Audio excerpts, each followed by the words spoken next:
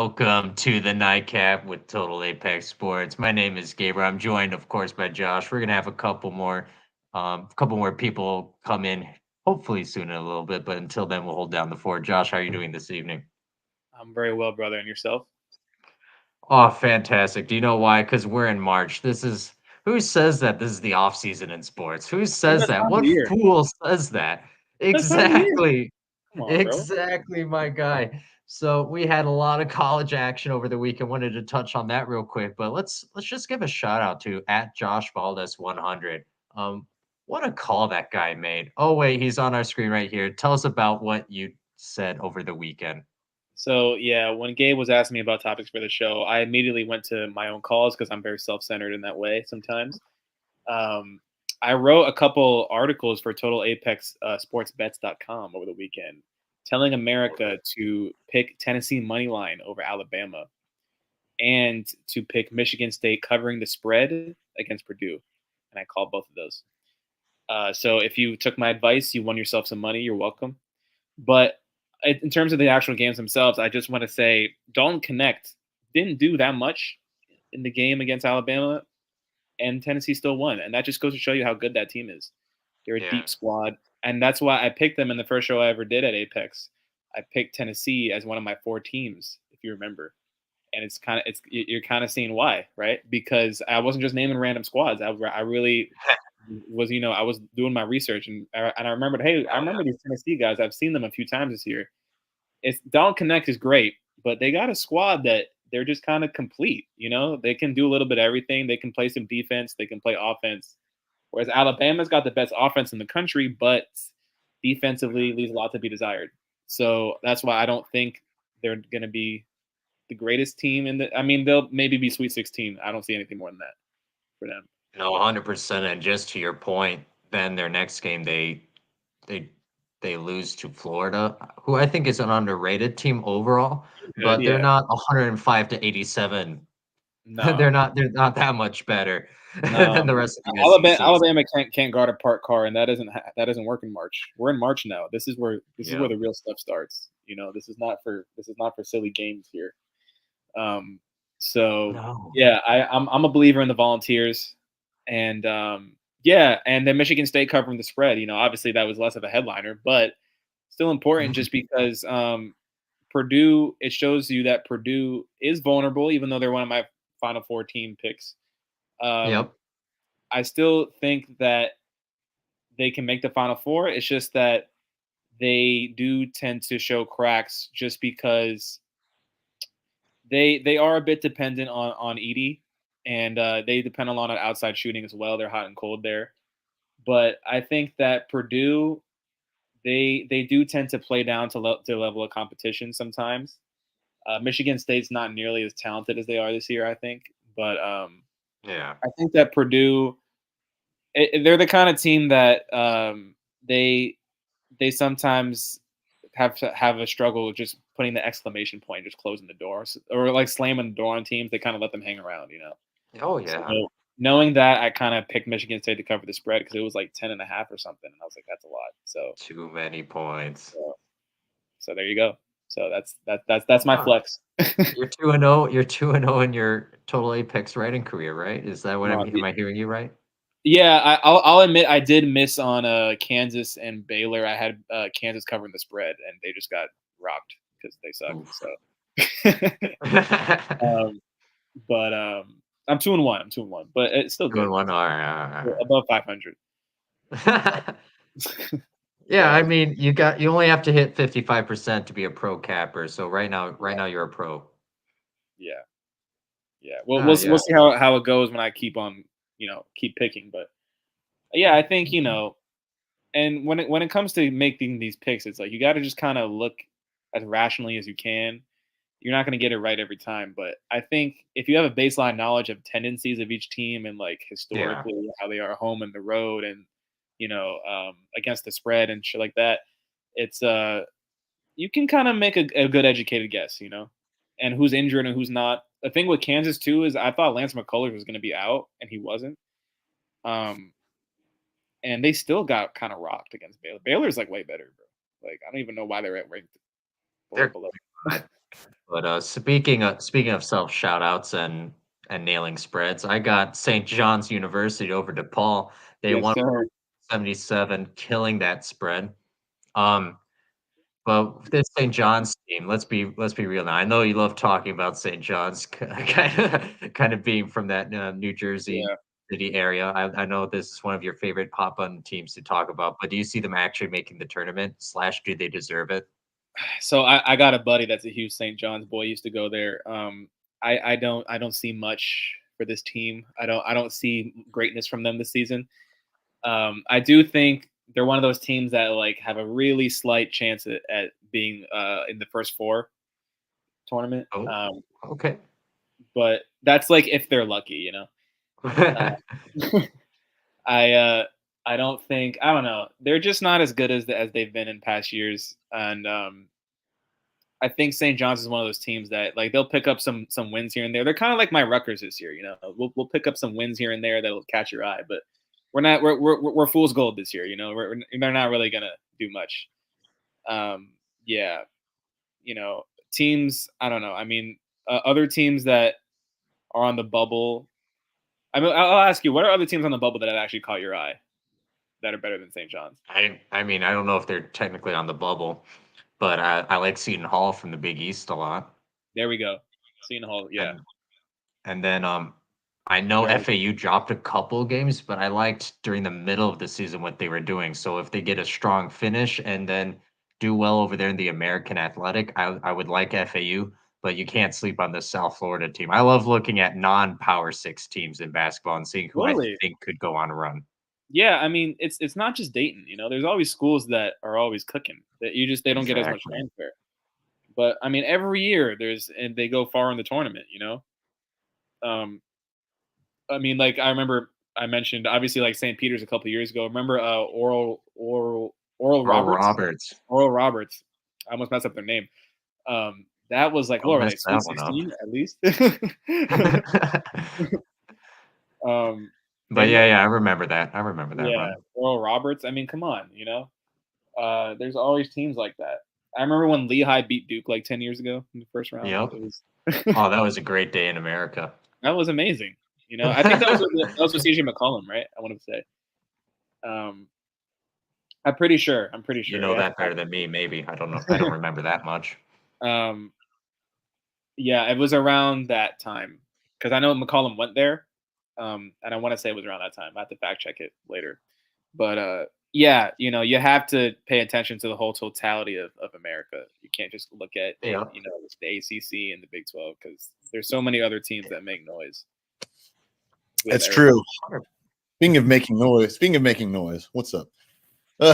Hey. Hey, sorry. Sorry, America. I was America and international and everywhere. Just so you know, I lost my phone. They were nice. These guys were nice enough to hold it down for me and still hold it down for me. Just start the show and I figured out how to report a lost phone to Lyft. And so I was filling out a report or whatever. So it will be found. It will be found. All right.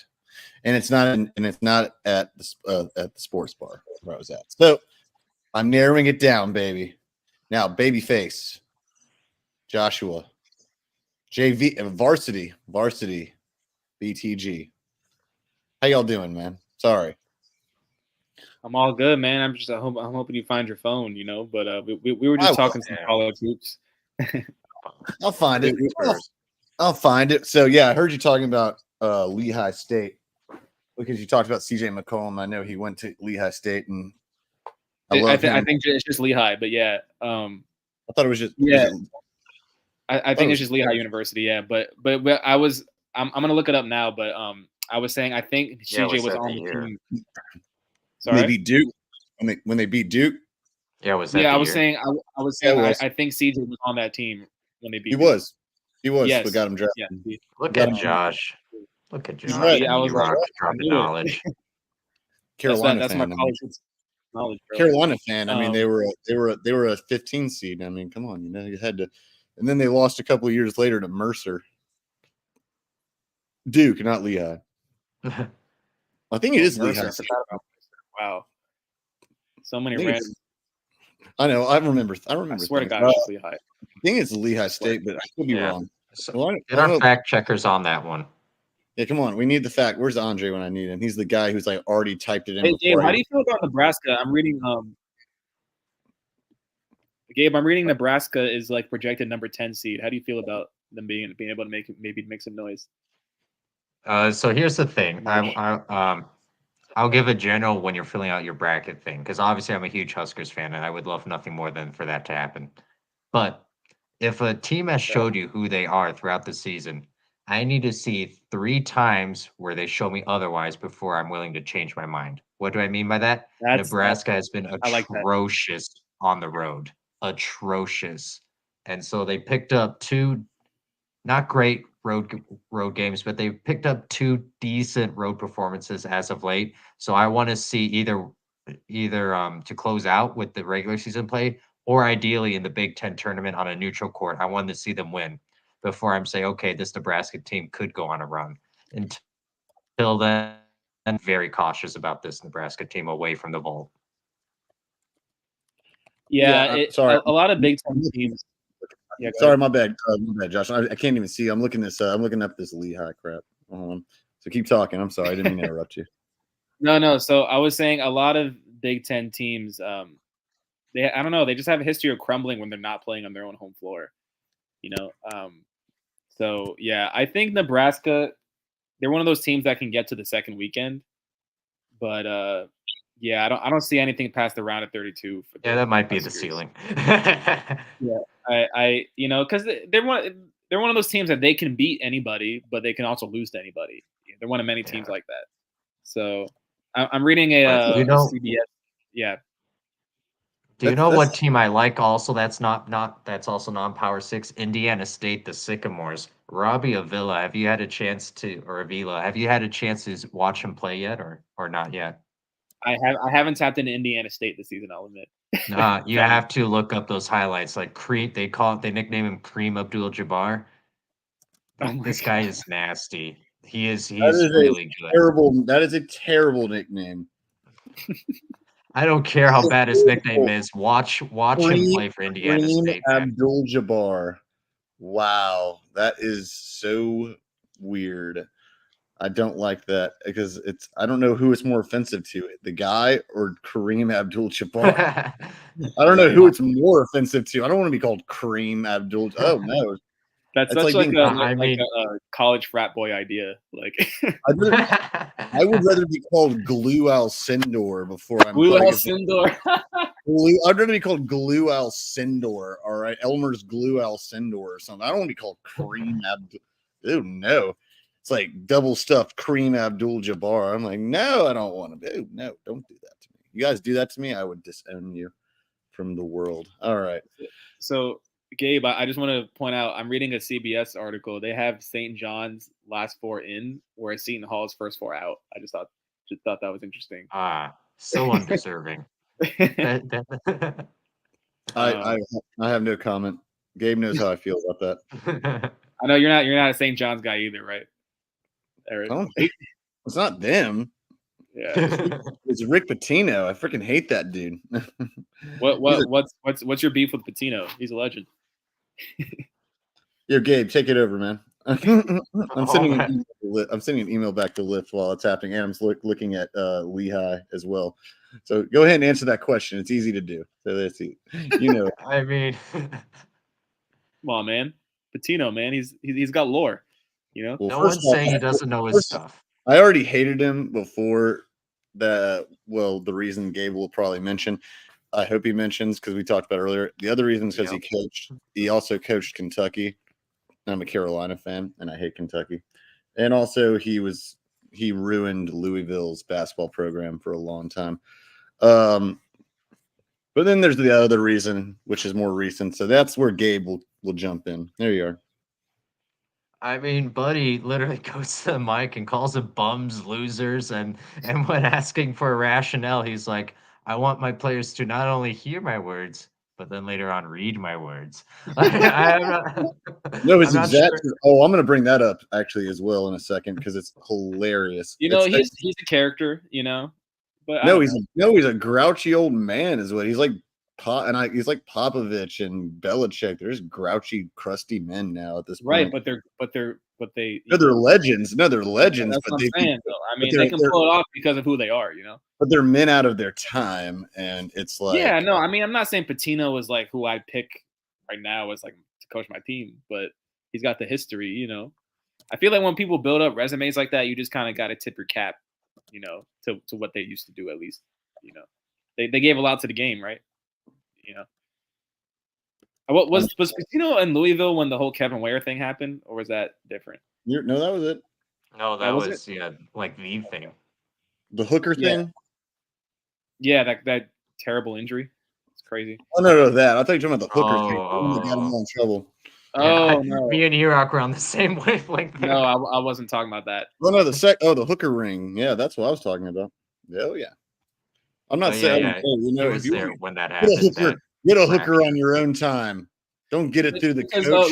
But Louisville was good back then, so I'm just confused. That's kind of the point, man. I didn't say they weren't good. He ruined their team for years after that. But I'm just asking how. I don't remember how he ruined it. Because they were sanctioned out the ass. And they didn't have a good team for years and years and years because of him. And it ruined their reputation for a while. At one point they had a hooker pair of a mother and daughter for a person. I guess I didn't really pay attention to the scandal like that back then because I was pretty young. So. Well, I mean, young-ish, but I'm old enough to know what a hooker, I guess, is. I don't know. It's just no, it's not that. This is I wasn't as intense in college hoops when I was like 14. Well, you were like 5. Yeah. Actually, I wasn't that much older than you. I may have been like 19. I don't know. What was that? 2014? Something like that. I was like 15 or some shit. Yeah. But no. Patino definitely had his highs and lows though. But when he said he didn't know it, said he didn't know anything about that. I'm like, yeah, sure you didn't. All right. Sure. Let's not. Rick Pitino. All right. Yeah, I'm gonna bring up this video too before I even do. I'm gonna do both that and Lehigh at the same time. I might just wrap this up. Because you got to hear this. This is hilarious. So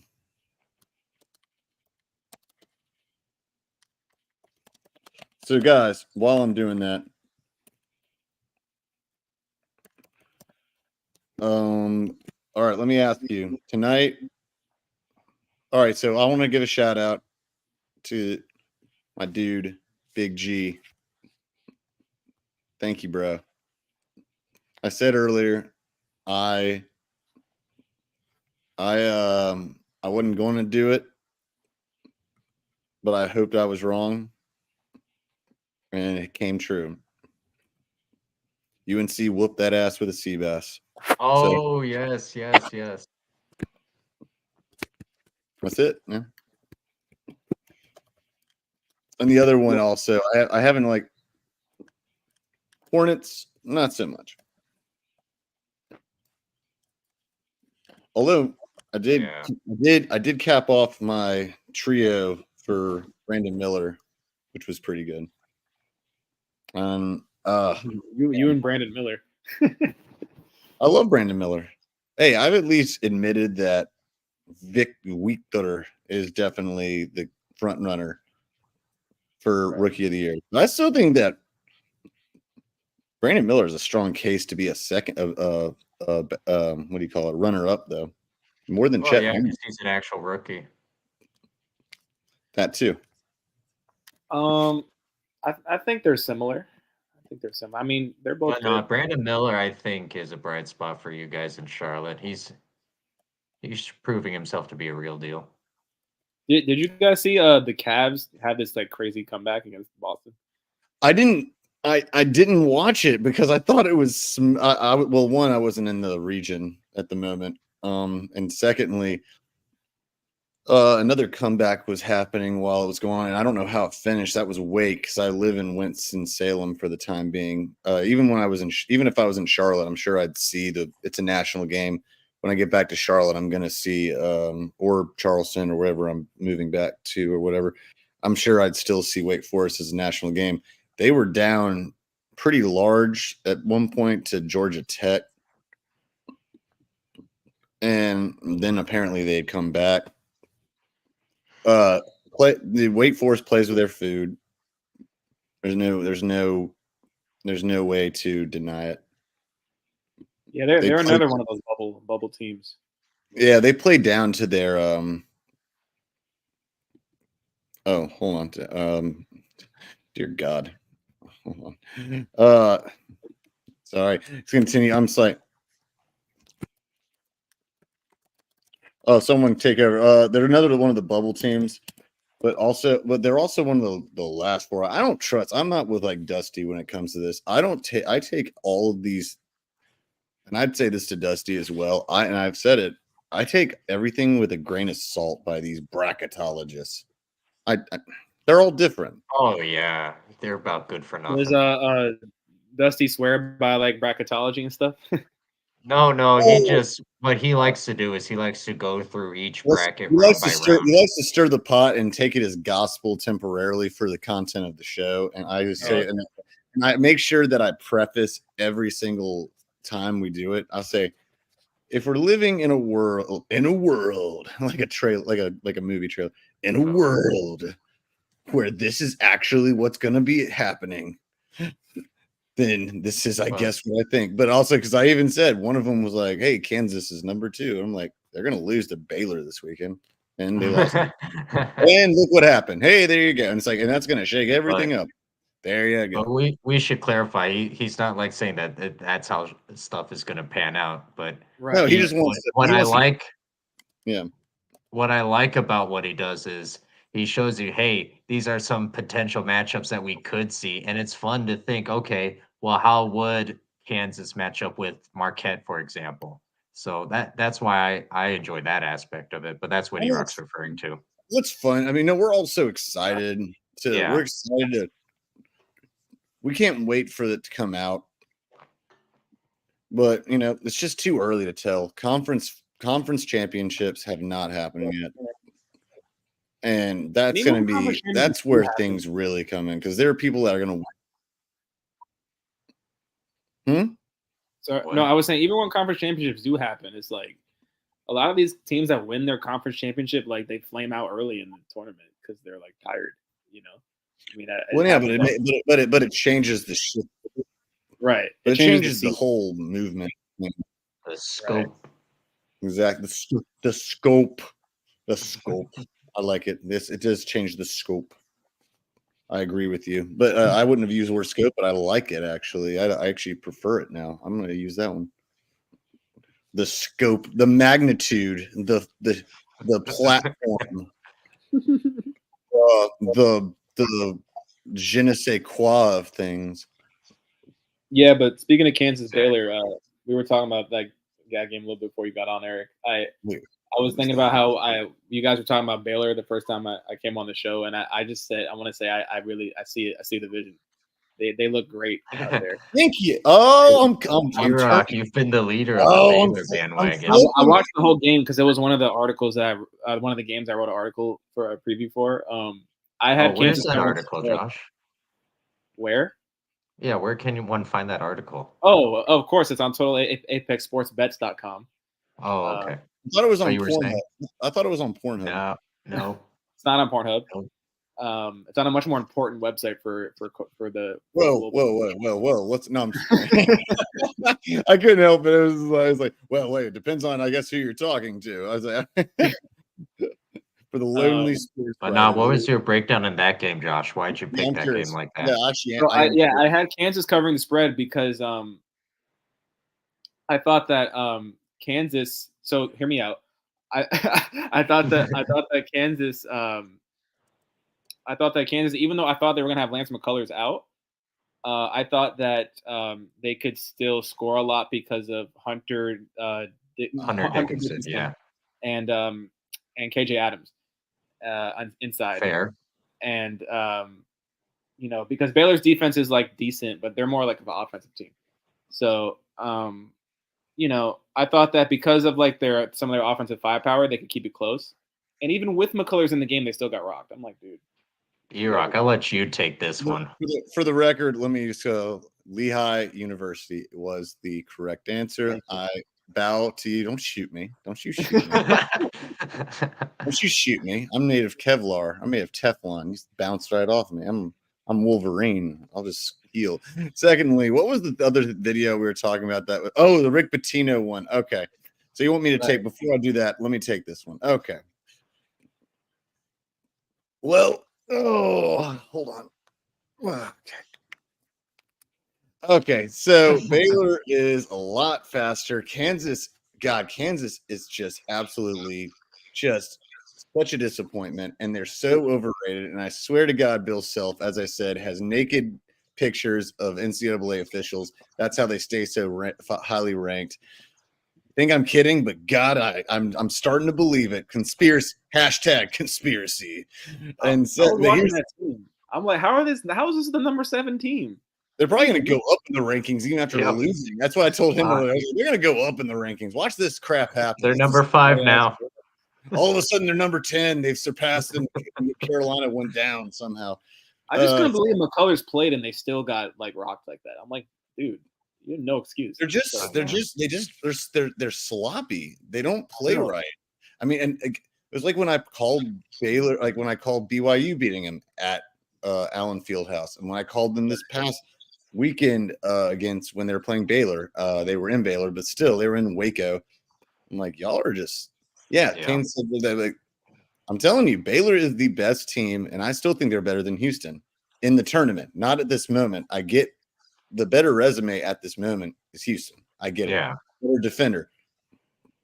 Baylor in the tournament is better coaching. They have a better previous resume. They've won a national championship way more recently. Actually, because Houston, the only national championship they won was removed from them, but they still got it. And that was in the 90s. I'm just telling you all, it's like Baylor is better. They're way better coach, and I think they have a great pace. And as long as they can make stops in the tournament, because you can have great offense in the regular season, if you can find a way to make stops, that's where it comes in with the tournament. That's the key. They need a Auburn is the same way. Auburn, I feel the exact same way about. I think they're the best team in the SEC. I do. To this day, I think UNC whooped that ass on Tennessee. And yes, it was early in the season. I don't believe in Tennessee. I don't. We'll see that's where I disagree. Oh, I believe in them like they exist. Yeah, but they're not Bigfoot. They exist. I mean, Bigfoot probably exists. I mean, there's probably hairy guys out there that look like Bigfoot. I mean, it's cool. Tennessee is nice, man. I mean, they're not bad. I'm not saying they're bad. I just don't believe in it. It's just the same way I think that, the Celtics aren't bad. I just don't believe the Celtics. I don't believe in them in the playoffs. I don't. So that's valid. That's so valid. Where do you think the Celtics? How far do you think the Celtics will get this season? Oh, now we're pivoting. Okay, how far depends on the seeding. It's the same thing as the NCAA tournament, but I think the Celtics are going to be number 1 seed. It's not it's a foregone. Who I think the number 1 seed is going to be? Oh, it's going to be the Celtics. They have no. I'm saying how. But you said it depends on the seeding, right? Assuming that the Bucks have a number 2 seed, and assuming that the Knicks have, it depends on how many players the Knicks have actually healthy or on the court. I have the Knicks beating the Celtics in the quarterfinals. I mean, I would love that, but I do. I think the Knicks, if they're fully on the floor, or at least most of them, I think the Celtics are. I have yet to believe in them in the playoffs. Yeah, they just don't. They every year, and someone's like, "Well, they made it to the finals. Did they win it? No, they blew a lead, right? Yeah, all right. Did they? Well, they made it to the conference championship. Yeah. Did they win it? No. Yeah, they were favored, right, against a unranked or a bubble or a play-in team. Yeah, they lost, didn't they? Yeah. Okay. There you go. Never mind. It's not just that, too. It's how, like, they just melt Well, no, it's a Houdini act because the two Completely, biggest stars on their team literally just put a curtain over him and they poof, they're just like E-Rock right there. exactly like poof, bomb. You know, And I know you're a fan of my Knicks, but now we got to get Brunson back, man. Shit's ridiculous. It's absolutely he'll be ridiculous. back. He was a game time decision tonight. He'll be back. I know, I'm glad he didn't play today. I know, but I guess scared. I told Dre that. I told Dre, hold up, my bad, dude. I told Dre that. Dre was like, I hope he comes. I'm like, no, you don't. No, you don't. No, you really don't. Why are you rushing? Yeah, I did not want him to play today. If it was up to Thibodeau, he probably turned his phone off so Tibbs wouldn't call him because Tibbs would have said play anyway. Tibbs is a problem, man. Like I like Tibbs, but all his guys always get hurt. I think like there's probably a reason why D Rose got hurt too back in the day. Because he runs them to the ground. I know he doesn't learn his lesson. It's the only coach I've ever. Sorry, my bad. The only coach and I said this earlier. The only coach I've ever said I wish he'd do more load management. I've never said that except for with Thibodeau. He's the only plays them like 60 minutes a game. It's like the game's only 48 minutes. He plays them 60. It's like crazy. It's pretty impressive how he can do that. Yeah, he's the only coach where he sees he'll see 80 games on the schedule, and he's like, I'm gonna win all 80 of those games. Like he'll concede maybe two, and that's pushing it even, right? Hence the reason he's never been to a championship series, an NBA championship series. Hence the reason. And yeah, man, I don't know. Yeah, he's been to conference championships, just never been to that. He probably. I remember when Randall got hurt against the Heat. He was in the game when we had already had it in the bag. He was still playing, and then he dislocated his shoulder or whatever. It's like, dude, if you had just sat him down, you know what I mean? Of course, injuries can always happen, but it's like they're more likely to happen when they're playing the whole freaking game every game. He's all gas. I have to check out real. Yeah, I mean Tibbs is all gas in the regular season. He doesn't care. Like that's what he believes in, and I agree with him to an extent. Like I hate teams that say, "Oh, we're going to turn it on now, right before the playoffs." I hate that approach. But he's probably a little too far the other direction, right? I think he's got to understand, like, this is a marathon, man. Listen, I know you want to win every night. I get that, but we're not going to win every night. Like, you just got to – it's about preservation, survival. This is a war of attrition, right? I mean, it's a long season. These guys – Shout out Darwin. Shout out Darwin, bro. I mean, he was right. He's got to read some Darwin, man. He clearly hasn't. And I think that, when you see a pattern of, with the Bulls back in the day, and then you got us now. There's a history of this, man. I mean, I don't know. I think he's a good coach in the game, like his strategy. He's really good at defense and all that. But he just doesn't give him a break. Like, use your back roster. This is what they're for, Mm-hmm. It's for literally, it's what their function is. And then if they happen to go off, they might become something. But they're primarily to give your main dudes a rest, I mean, Brunson and Hart push 38 minutes a night every night, pretty much. I mean, the other night, Hart played 47 minutes and 10 seconds, literally. Yeah. I mean, what is that? Even with the roster depleted, there's no reason for that, Too much. And then the way Hart plays, he plays so hard. He gets like 18 points, 14 rebounds, stuff like that. But he so it's even worse. Yeah, he gets triple doubles and he hustles so much, and then I don't want him to get hurt, because it's like, dude, you can't do that every game or else you're gonna get hurt. So it's just like, Yeah, if he does that for like around 30 minutes, I think he's fine. But he can't do that for 47 minutes because Josh Hart's the kind of player, he doesn't like turn it off. He just goes. Exactly. For every board, which is great, but not for 47 minutes a night, Yep. So, but let's pivot. Let's pivot to that game you were trying to bring up, Celtics Cavs. Now, Celtics were riding, I believe it was a 45-game winning streak, and so a lot of people had them being this Cavs without Donovan Mitchell tonight. But an overturn at the end, foul call turns to no foul call, and the Cavaliers beat the Celtics 105-104. What was your reaction to all of this? Crazy. I didn't see it live, but I was just checking it out, and man, I mean, just goes to show you, NBA on a nightly basis, you never know what's going to happen. I mean, it's funny because the Knicks, we beat the Cavs without Brunson because he got hurt in the first minute on the road, and then the Cavs turn around and beat the best team, in the best regular season team in the league without Donovan. So it's Yeah. crazy. And it was how many points come back? Like 20 or something, 20 something, right? I forget, but it was something decent like that. It was crazy. I mean, the Cavs were. E-Rock was just saying he thinks the Bucks are like going to be number 2 seed. I think the Cavs are going to be number 2 seed. I think the Cavs are better. Yeah, I didn't want to but- push back at that particular point, but I think you're right. I mean, the Cavs have proven at this point. I mean, the Bucks have this Doc Rivers crap going on. I don't believe in that. I Cavs- mean, come on. What do you mean? I'm agreeing with you. Like, come Oh, on. yeah. The day we can say Doc Rivers and good and playoffs and winning in the same sentence, It's that'll been be like a day. 16 years, bro. Let it go.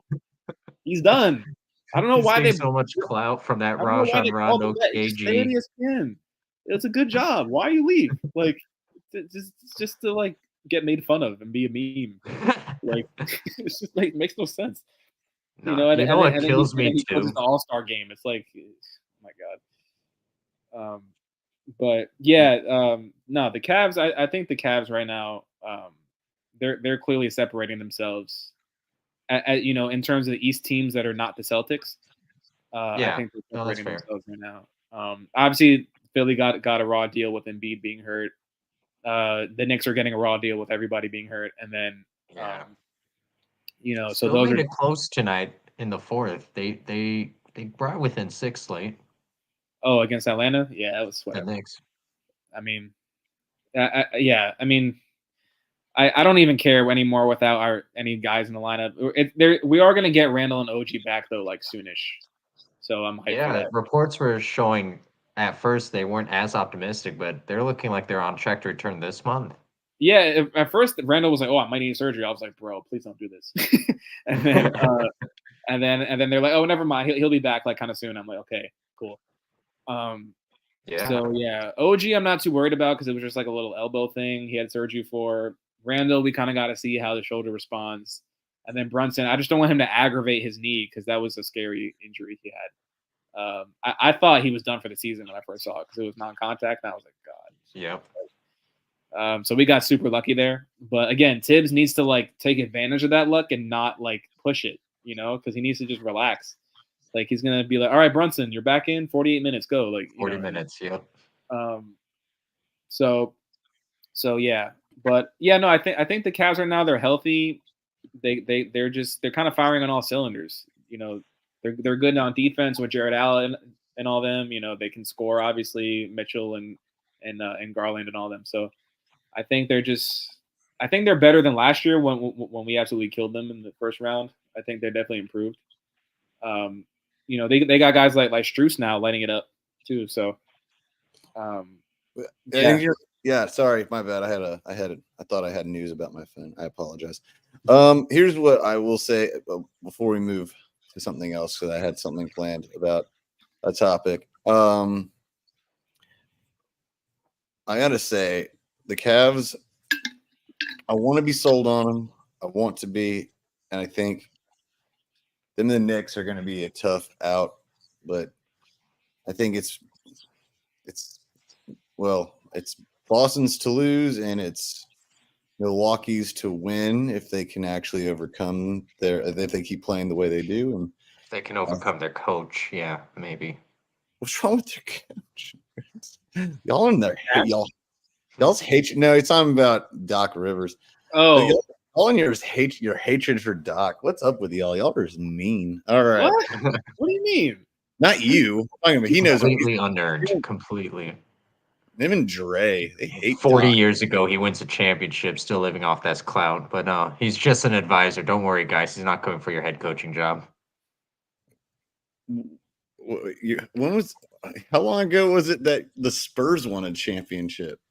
What does that have to do with this? Why are you criticizing that? I mean, damn, what are you criticizing Doc for? Dang, come on now. Let's all be He won nice. one championship forever ago. He's coaching terribly right now. What does that have to do with Greg Popovich winning? How's he coaching like he did terribly? back in the day? He has since the All-Star break, they have the #1 defense in the league. God.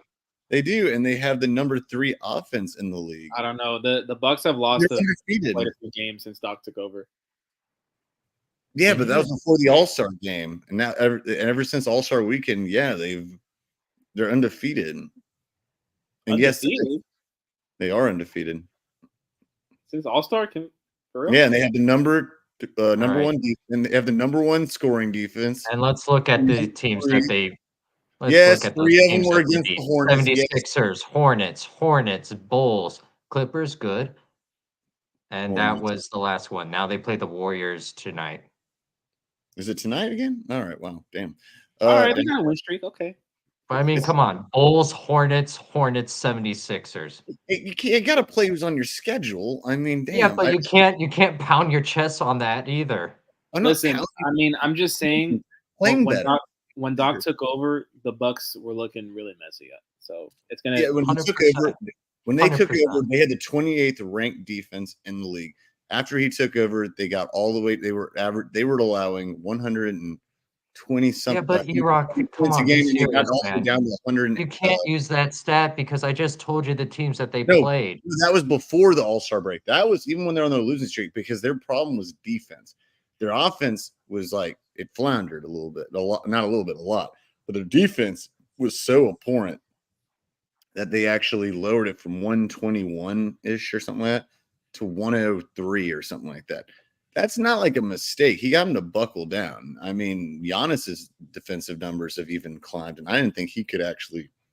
He had the Hornets again in that stretch. Why did they do the Hornets dirty like that? I've said this. I've said this. Who makes this fucking schedule? Actually, they had the Hornets within 10 games. You know what? So the Hornets and Bucks played like 3 times in the span of like 4 times in like a month. This is that's like baseball right there. That's crazy. You know, I know it's a night show, so I'm going to say this. Who writes this fucking schedule? This is ridiculous. I'm not going to say the other word. This is ridiculous. And then I've seen games like, oh, they're playing twice in a row in this place. Oh, they're playing twice this time, this team. And, oh, they're playing back-to-back games in this game. And this. Who writes this stupid thing? Who smokes a fatty and writes this? They just got lazy and wanted to go get an In-N-Out burger real quick. Dear God. All right. This is absurd. Who's writing this stupid? All right. Point is the Bucks are looking better. I think it's also because one of the reasons the Bucks were not having as good offensive efficiency because Dame was at 29% 3-point shooting. He's now at 47 since the All-Star break. That is a big swing, and and Bobby Portis is playing really well. I'm just telling y'all. All right. Don't believe me, man. I'm not. I think you need to wait for this next stretch, E-Rock. And then if they're still playing at this level, then I'll concede. You might be ahead on this. I think you're a little too soon. So here's their next stretch. Here's their most recent upcoming stretch. Warriors, Lakers, Clippers, Kings, and then 76ers, and then the Suns, Celtics. After that, see if they're still at that high defensive level. And then from there, I think you can make an honest assessment. But you can't look at me with a straight face right now in the camera and say, based on who they played, that we can say that they're improved and be impressed by it just because of the stats saying so. I didn't say that they're like cured. I didn't say like that I totally think they're I said they have improved. That they've improved. They've improved is not an incorrect statement. That's not an incorrect statement. I don't care if it's your schedule is your schedule, and they still are. What did I say that was incorrect? I said they've improved. Oh my, yeah. So, but you can have improved stats without having actually improved your quality of play. Okay, so the point that Gabe is making is that they didn't play that good teams recently. I don't disagree with that. I just said. I mean, look, they had a very impressive win against a very good team, and they've also and Dame Lillard, his shooting percentage. Doesn't matter who he's played. It went from 29% pre-All-Star game or All-Star weekend to now it's at 47%. That is very impressive. And that is a big piece of what they're missing. Bobby Portis is playing very well. Oh, they need. I'm not saying anything that's not true. I'm not saying that they haven't had an easier schedule.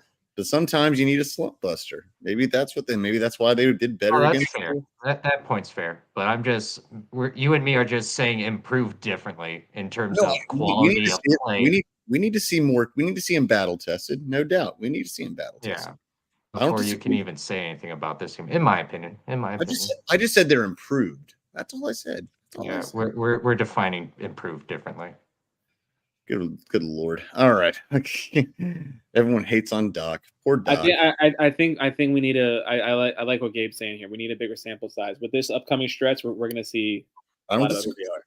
I don't disagree with you. With me, it's bigger than Doc for me with the Bucks because they were being weird before Doc with all this drama. Well, they just lost their identity when they were under the previous coach. They went from being their bread and butter being their defense to all of a sudden their defense was their absolute freaking flaw. Like not just and they're you know and now they're starting to get back to it, and their offense suffered for it. But it's not an excuse to say putting a coach in there in the middle of the year. Ask Eric Missoula, and that's his name. Eric Missoula. Ask him how it is to be put in the mix mid-season. It's not easy. All right, it's not making an excuse. If you actually, it's like yes, but here's the other difference. Missoula was the assistant coach. Right. Doc was at ESPN. That's what I'm saying. It's crazy. Exactly. So I think it's fair to give him a little bit of, even though he was an advisor, he was not on the coaching staff because that would be tampering.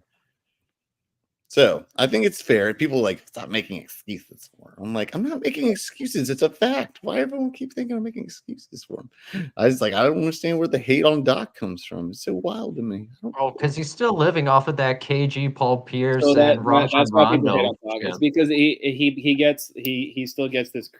He's had more success than most coaches do in their entire career. How many coaches actually win an NBA championship? He has so many come from behind losses, man. That's the problem. He's choked a lot of series in recent years. True. Bad. It's true. Bad. Multiple times. I think it's he's not one of the just main a reasons one-off thing, my guy. I think he's one of the reasons that Philly underperformed, with Embiid all these years. Yes. I mean that fact that Embiid has never even sniffed a finals is crazy. I think it also has a lot to do with Daryl Morey in that situation and his ass kissing of James Harden up until he finally grew a sack, or at least one of them did. So no, I'm not putting that totally on Doc. Doc was not about LA. Doc was not LA. He got close. You're right. He didn't get there. He got close. But Doc is a common denominator here. You know what I'm saying? There's a pattern. Way to bring science into this, Josh. I'm proud of you.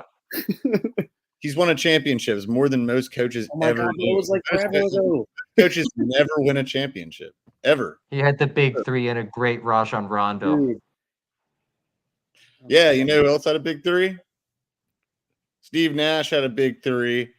And you know who else had a big three? You're not comparing those rosters. You know who else has a big three right now? You know who else has a big three? The Phoenix Suns have a big three. You know who else has a big three? The Suns? Ty Lue and the Clippers. Have they won a championship? The Clippers have been hurt every year. This is the first year they're healthy. You can't just. So now we're making caveats. So you accuse me. What injuries are? What? That's the one thing you can't say anything about. Come on. What's the coach supposed to do about that? Comparing Phoenix Suns to if it wasn't for Draymond Green getting a BS technical, the Cavs with LeBron would have never won a championship. If it wasn't for that stupid tech, which was not a tech. You know it. They were Brooklyn Nets have a big three. They're on that same Boston Celtics level with KG. Yep. I think the 2016 finals. You guys, I think 2016 finals game 7 was the best basketball game I've ever seen. Okay, nobody can tell me different. So I'm not a Cavs fan. I'm just saying. So I don't care about the tech. I think they played well enough. Yeah, well, it wouldn't have been in that situation if they hadn't given, because LeBron was just as much at fault as Dre was, but it was LeBron, and they were never going to suspend him. You talking about because Dre got suspended? I mean, listen, Dre. They were 10 and they lost the next 2 games when he was suspended. Look, maybe it was harsh. But Draymond, of all people, I don't think we need to give him too much benefit of the doubt for and shit. Come on, bro. Like it's kind of a karma thing, low key. Cavs would have never won that series if Draymond had been in the other two games. They were down 3-1. People like, oh, they were down 3-1. I'm not sold on that. Well, we'll never know. We'll never know. You're high. Then you're high. And by the way, yeah, everything injuries, this and that. I'm like, injuries, yeah, that's right. There have been teams with injuries. There have been teams with injuries that won it. I mean, look at the Warriors a couple of years ago. They had it wasn't injuries, but they had a totally different team.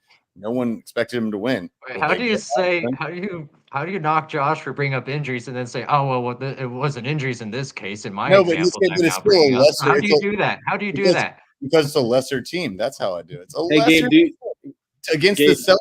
Who was picking the Warriors against the Celtics? Yeah, I'm not comparing I'm not comparing the big three Celtics to any team nowadays.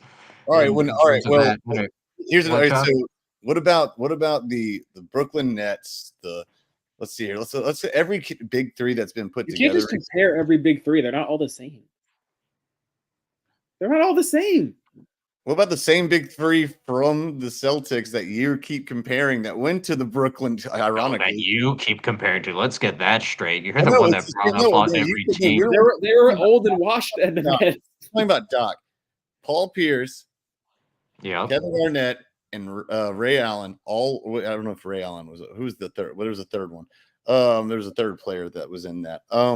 They went to the Brooklyn Nets, and they were the same team that had won championships, or won a championship and been to championships with the Celtics. Be serious right now? How am I? Are you blaming that coach? Are you blaming that coach? Are you blaming that coach? Am I unpunked right now? What's going on?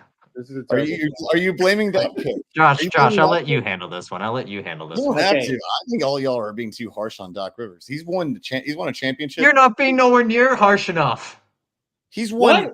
Why how many thousands for everything because he has one ring? How many tens of thousands of coach haven't won a ring? There you go. Okay. How about that? So he's better than them. And how many have been to conference championships? And he's been to them. How many have been? He's been. And not only did he just go to, he went to finals as well. And they were against good teams. What is wrong with y'all? Y'all are just harsh. Y'all are just haters. I don't get everyone against this Doc Rivers thing. I think that Doc has a very respectable history, but at the same time, he has a lot of choking in there, and so he shouldn't get a full pass. I don't disagree. It's like Mike McCarthy. I still think Mike McCarthy is still a good coach. It's the same thing. No one didn't say he's not a good coach, E-Rock. We're saying this is why we have skepticism for the playoffs and why they are far from a championship contender. I'm not saying Doc doesn't know anything about basketball. You guys have to hear yourself because the way y'all talk about him, not just y'all. No, E-Rock. We're on YouTube right now. We can play back the clips. You're the one that is overstating Doc's impact right now. We are on YouTube right now. We are live. We are recording on the Total Apex channel. We can replay this. It's all about context and inflection in the voice. You guys are, and it's not just you.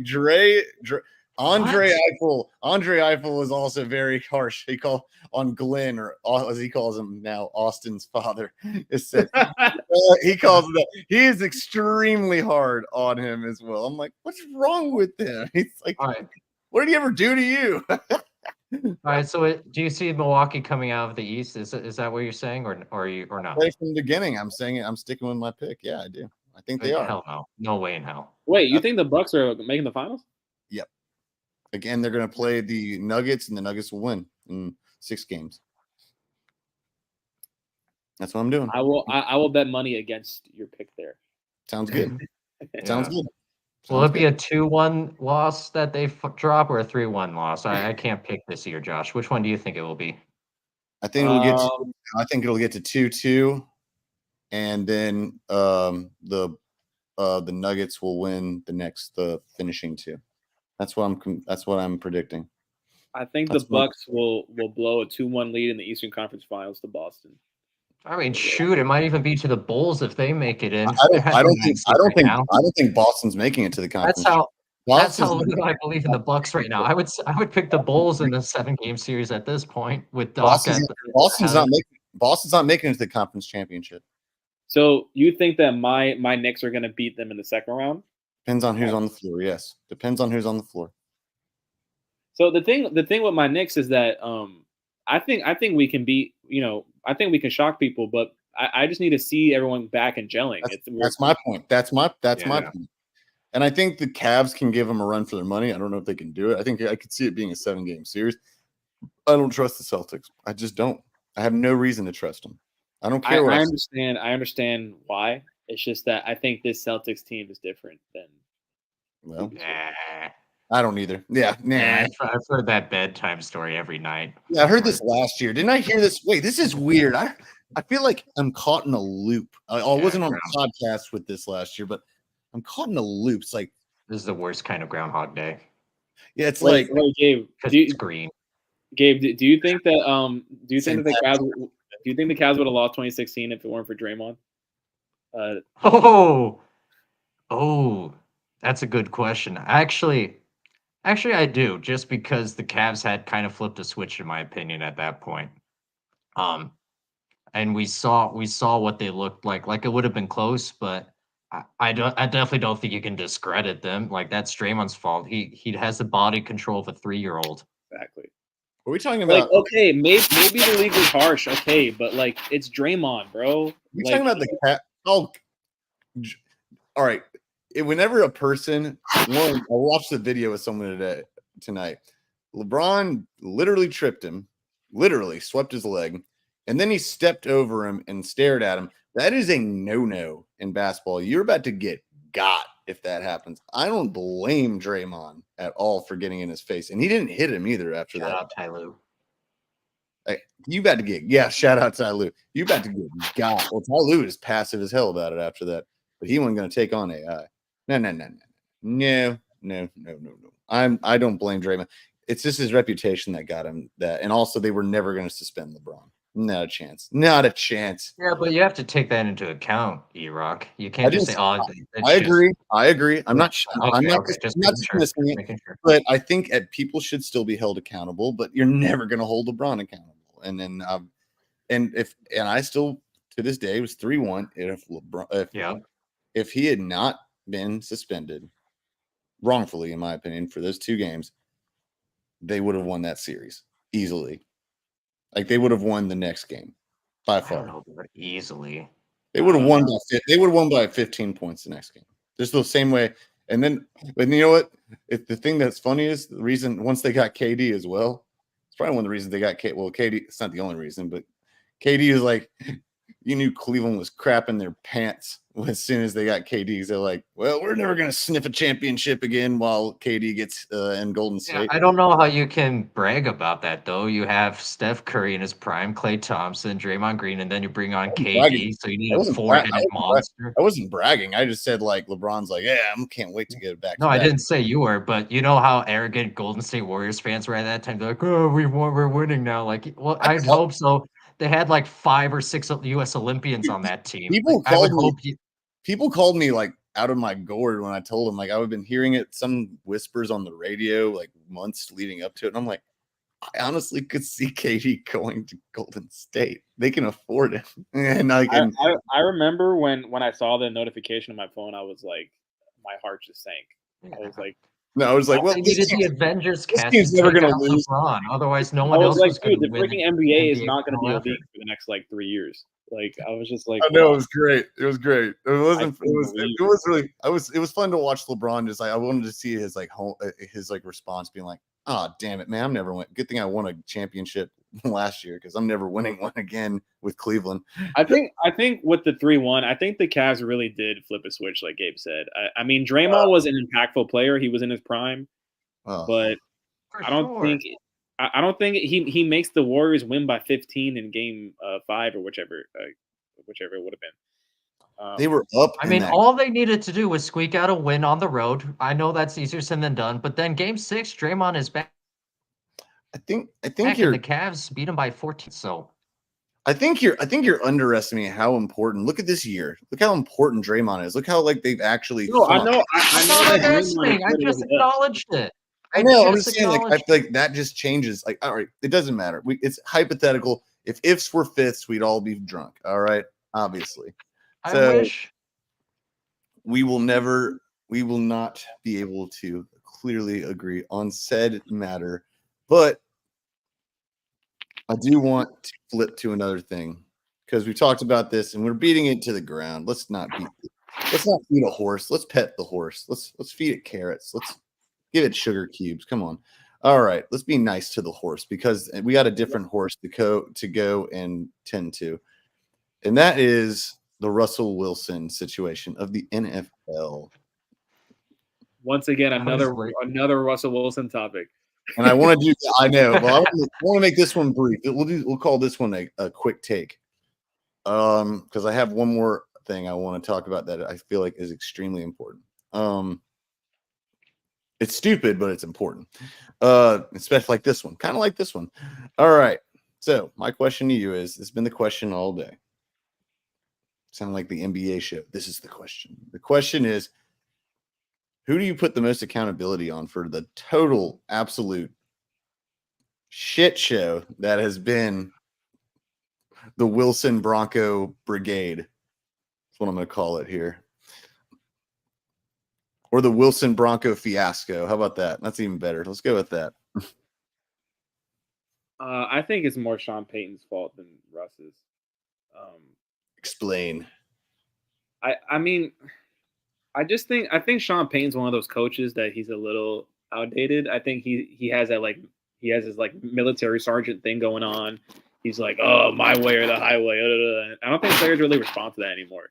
You gotta come off as more of like on their level, more like willing to meet them where they're at type stuff. And Sean Payton doesn't really do that.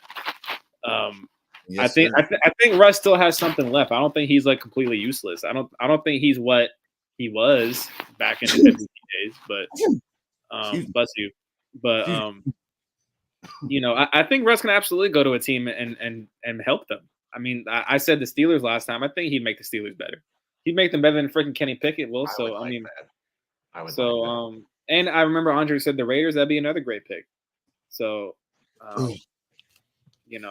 Russ still has plenty left to give to some team. Sean Payton, I don't know. I'm kind of out on him. I think he had his time. Similar to Doc Rivers. I think he had his time, and now he's past his greatest time. I'll save my comments for that in a second. I'm not getting back in the Doc Rivers. I'll actually, before we go into that, I'm going to say I put Sean Payton, more of a relic of an older time, not being like Doc Rivers, but like Pops, and like I said earlier, and Belichick. It's like and Patino. It's like they're stuck in their ways. It's like you're right about that. I'll agree. I'll get to that in a minute, but I want Gabe to jump in. And then I'll have a follow-up question about his destinations after that.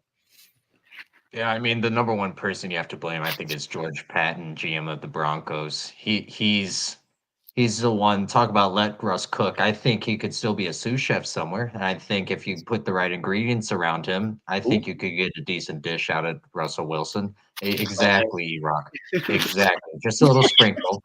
But what this really showed was a lack of common sense, a lack of roster construction, a lack of knowing how to even run a franchise, period. So you bring in Russell Wilson where he is right now, and you try to pair that with Sean Payton, who loves to run his offense, run his system.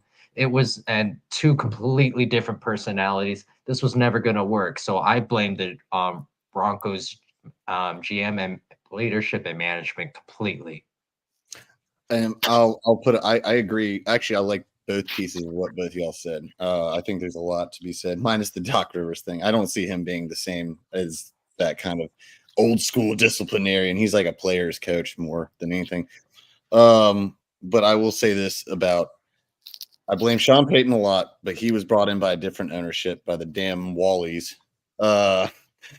and by the Walmart organization. And that was not their hire. I blame Pat Pattinson, right? Pat Patton? What was his name? George Patton. When you said Pat Patton, I was like, there we go. Patton. Either way. George Patton. He brought in Nathaniel Hackett. That was a stinker. Another disaster. That was. We fired him early. The trade. God, I wish I could bring it up.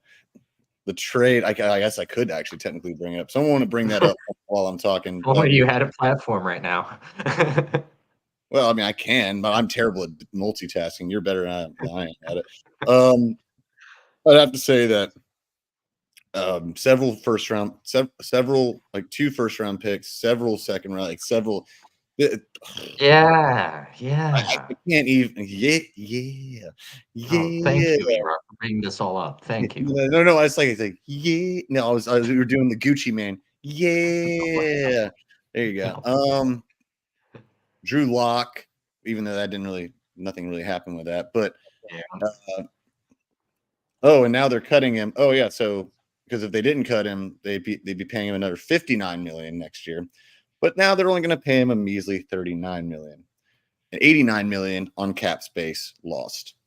Amazing. Holy crap! What a terrible contract. That's crazy. That might be that is the. And I'm sorry, it's not might. I don't care if I'm not saying Herschel Walker.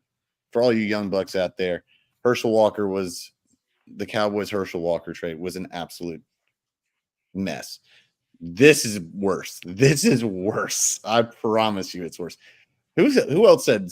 Someone said this. It's the same thing with Kobe Bryant and the Charlotte Hornets and John Elway. Someone said John Elway and the Baltimore Colts because I'm like, well, first off, they refused to play for them. They traded their pick when they had the top pick. They could have gotten them. I'm like, well, no. They said they were going to hold out. It's like Eli Manning not going to the Chargers. It's the same thing. They said, I'm not going to play for this team. So they made a stink about it. So don't put John Elway being a little baby. Don't put Kobe Bryant the Charlotte Hornets not getting Kobe Bryant. They wanted him. He said, I want to play for the Lakers. All right. And also, this is actually not part of the conversation. This is more clarification. So stop doing it. All right, everyone, you need to stop. It's like Eli Manning in that. All right. So sorry, that needed to be said. Sorry, I had a platform. I needed to use it. All right. Use it. I'm defending Charlotte on this. That was not their fault. And they did get good picks off of it. I mean, what are you going to do? All right. But that being said, Russell Wilson everyone's accountable here. But I blame Russell Wilson the smallest, except for the way he came in. They knew how he was going to be, but getting his own office, God, I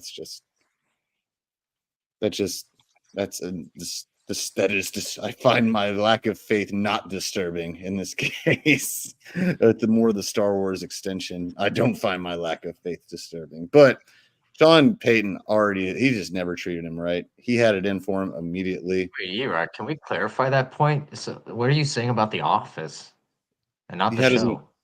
he had his own office.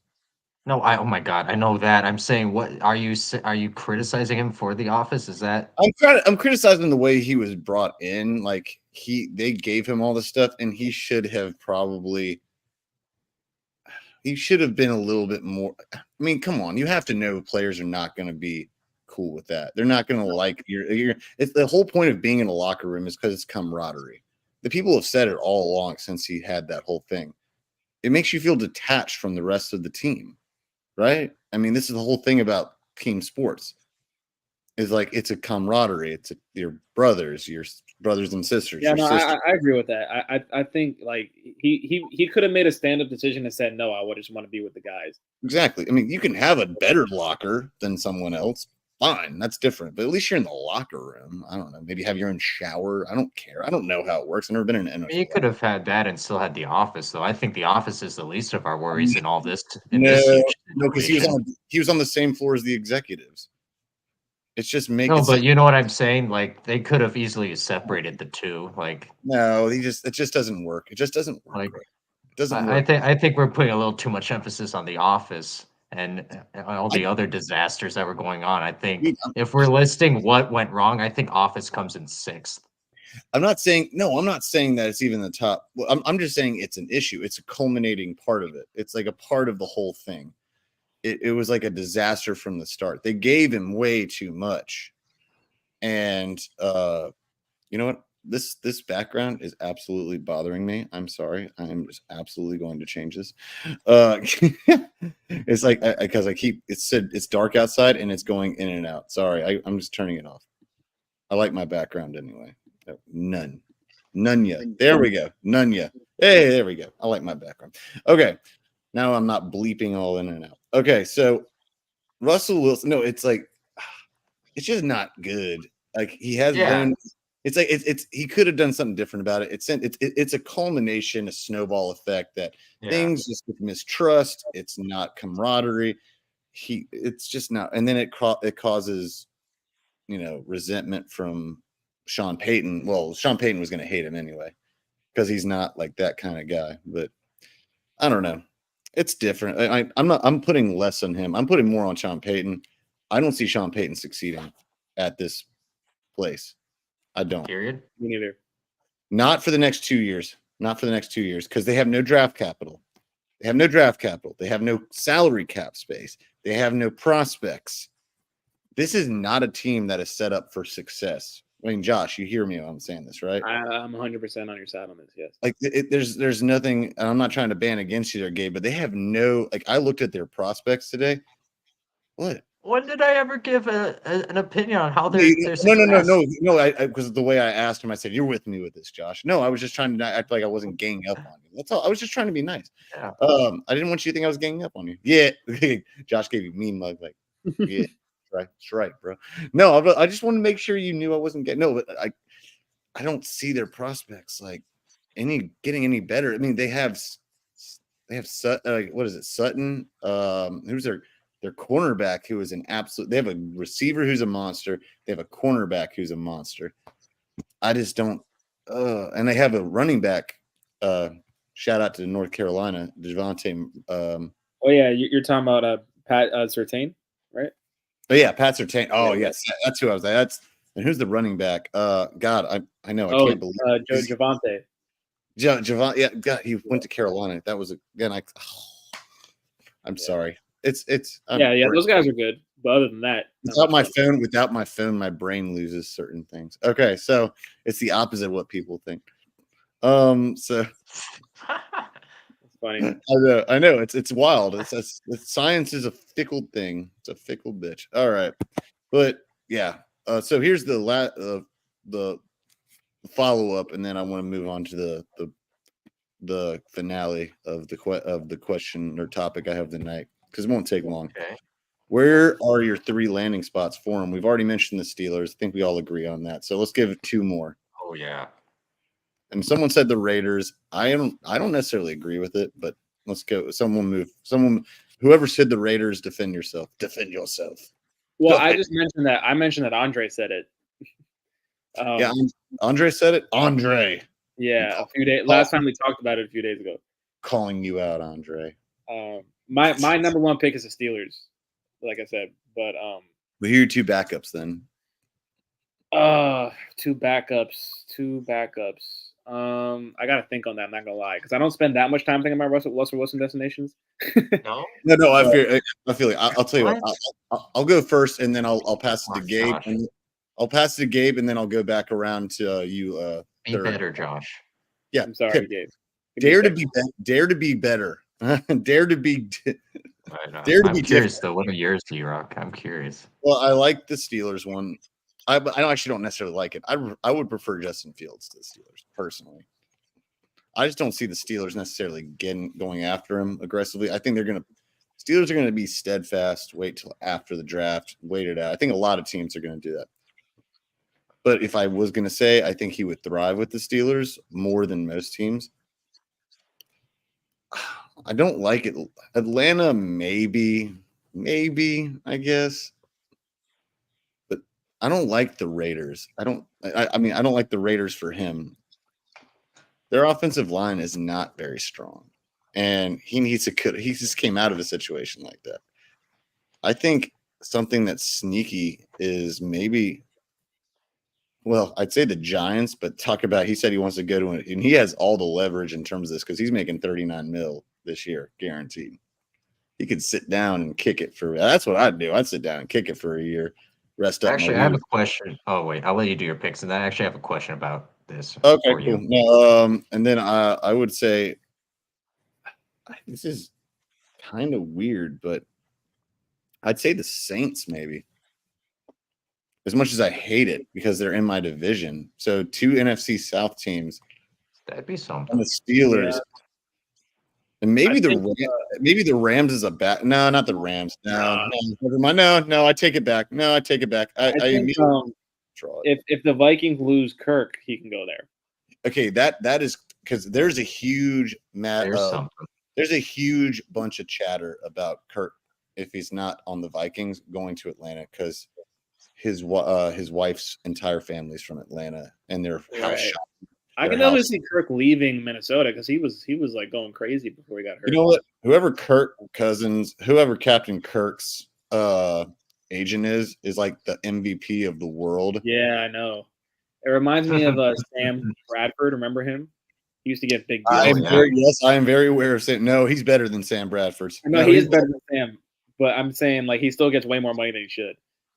Like, I mean, Kirk's pretty good. Captain Kirk's pretty damn good, but he's not. Yeah, no, he's not that guy like that. But that dude is talk about getting your money's worth while you're in the league. Dear God, he gets paid a lot for having 0 playoff wins. $280 million fully guaranteed. I just want to say Mark Sanchez has 4 playoff wins. You know, and Kirk had 0. So he went on a run. He went on a run. And I also just want to say you can cure athlete's foot by peeing on your own foot. What the hell does that have to do with anything? What the hell does that have to do with anything? I'm just saying that Kirk. What does that have to do with anything? No, I'm just saying that Kirk has done all this regular season stuff and made all this money, and it's resulted in absolutely 0 playoff wins. It's just ironic. That's all. I think he's had 1 playoff win, hasn't he? No. Well, he hasn't won any. You know what? Good for him. That makes it even cooler. Because I'm just saying that it's like what has it all amounted to? It's all kind of empty stats to me. You know what it means to him? Empty calories. A bunch of damn money, a bunch of freaking money. And you know what it means to Mark Sanchez? That's great. But he's made a lot of money. You know what it means to Mark Sanchez? Less money, and even though you got the 2 AFC championships, you're known for an ass fumble. That's that's all you're known for at this point. And I like Mark Sanchez as a person. I'm just saying the poor guy around that narrative. He's been making the rounds. I like him. I don't mind him as a commentator. I like Mark Sanchez. I really do. I like him. I think he's starting to, No, I'm saying like in his football career, he's not known for his great USC career. He's not known for his 2 AFC championships. Great USC team. He's known for running into a guy's ass and fumbling the ball. Tell me I'm wrong. Did he win the turkey leg too, or am I misremembering? Didn't he win on Thanksgiving one year? No, he ass fumbled on Thanksgiving, so he got a turkey leg. He got a he never got a turkey leg. No, As a Pats fan, I know what you're talking about, but didn't he win on a different Thanksgiving or no? I don't think so. I'm asking a resident Jets fan. Oh, excuse. Oh, sorry. Yes. Yeah. No, I don't. I don't know about if. Oh, damn Jets fans. But no, E-Rock. So I'll pretend. I'll pretend. I'm not going to pretend that this isn't a blind spot. So I have no idea about like how salary caps work and contracts actually work. Like I have no idea. It never interests me. But here's my question for you.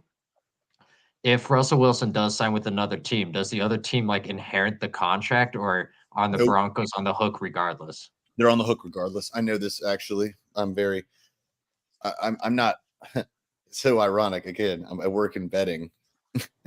I work in betting, and I'm writing I'm writing a contract. I'm not writing a contract. I'm writing an article actually, just so I can give it to Dust and all y'all, just to show I can write, just to show it. But I'm writing one on the cap hits, and they've increased the salary cap as a matter of fact this offseason, which is ironic. I have a beautiful mind, so I can actually I can do salary and stuff. But here's the thing. Yes, they call it dead cap money. If they don't sign or release him by a certain date, they owe him next year's $59 million guaranteed fully. Even if they release him, and no one's going to take his contract, so they're not trading him. It's not a chance in hell. Right. They release him, they owe him $39.8 million. But here's the funny thing. The team, and I doubt this would happen just out of respect, I assume. We'll say the Steelers, just for an example, randomly. They could pay him $1 million. Hell, they could pay him $1. Okay. And they still owe him, the Denver Broncos still owe him $39 million. And the Steelers only have to pay him 1 year, $1, or 1 year, $1 million, whatever. So can any team pay him whatever they want now at this point? Yep. That's crazy. So that no, he's cheap. He's extremely. Yeah. He's the cheapest quarterback, and he's in last year. People also forget he had 28 touchdowns and 9 interceptions, or 23 touchdowns, 9 interceptions. I know he only had 9 interceptions. He didn't have a bad year. It wasn't terrible. Oh, he was decent. I mean, it wasn't bad. Yeah, it was all right. It wasn't terrible. He didn't have an offensive line, and he didn't have Yeah. I mean, it's not like he's. I think, like I said, I think here's a sleeper destination. Here's a sleeper destination. Just because I love the rookie year that we had from him, but a little injury prone. Maybe he could learn from the veteran. Maybe Russell Wilson needs to step in as appropriate. What about Indianapolis Colts in the dome? Nope. Absolutely hates it. No, it would never happen because Gardner Minshew will not. Gardner Minshew likes it there. No, and he's not starting. Anthony Richardson's starting. Yeah, that's what I referred to when I said nice little rookie year. Yeah, but Gardner Minshew signed there, and they like him as a backup. He almost brought him to the playoffs if he didn't blame. Yeah, no, they're not going to bring Russell Westbrook in, or Russell Wilson, and they're not bringing him in. They're not. I promise. I guarantee you. That's going to happen. I mean, I gave it as a sleeper team first of all, but I don't think you really think a team. Yes. Just because of Gardner Minshew, you think that's no. Shane Steichen loves Gardner Minshew. He said it out loud. He loves Gardner Minshew. I promise. He loves Minshew. He coached him. He coached him. I'm not discrediting that. I just think that's crazy to. He had a good. What were you about to say, Josh? Sorry, I didn't mean to cut you off. No, I think that Russ at this point isn't worth bringing in as a backup to Richardson. I think it's the kind of thing that will cause a big distraction. And like Eric said, I mean, Minshew is already a reliable option without being a distraction. So bringing in Russ to that team just doesn't make a lot of sense, I think.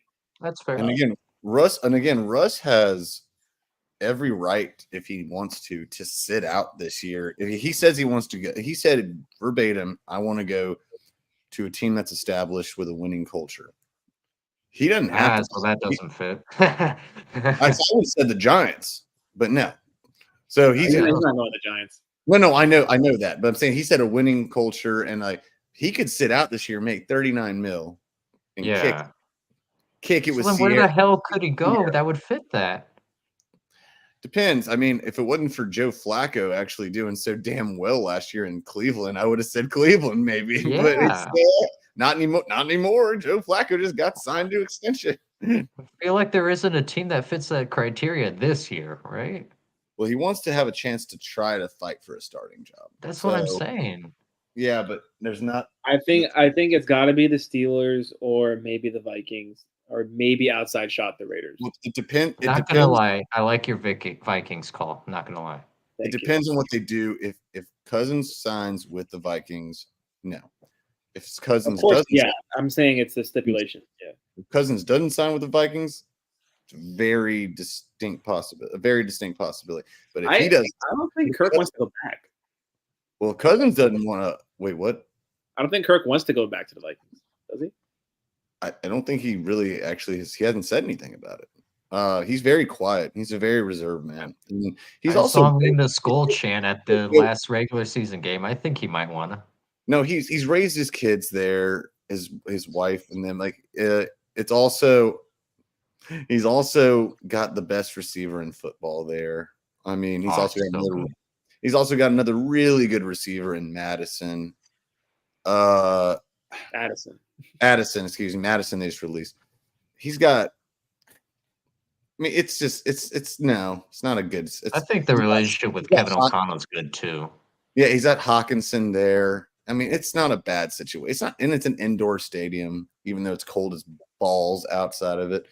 No, but he indoors though. But he really likes it there. He's felt at home. He's been there for God. Yeah. Better than Washington. I mean, damn. So I'd have to say, yeah. I mean, I'd say that's why I said New Orleans, maybe. And if Cousins doesn't go to Atlanta, then maybe that would be a place. Just all the dome teams.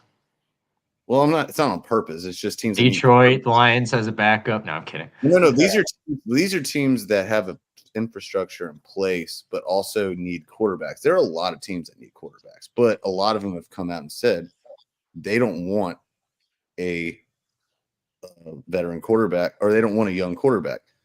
So you have to, and some say they want a young quarterback. Yeah. So it's very fine. This is the biggest quarterback market, veteran and rookie. Yeah, combined. Yeah. All right. I don't think I've watched football my whole life pretty much. I've never seen anything like this. So this is also the deepest quarterback / receiver draft I've ever seen, in my opinion. Whether it pans out, we'll find out. I mean, we'll find out. I'm still hoping Bryce Young turns out really well this year.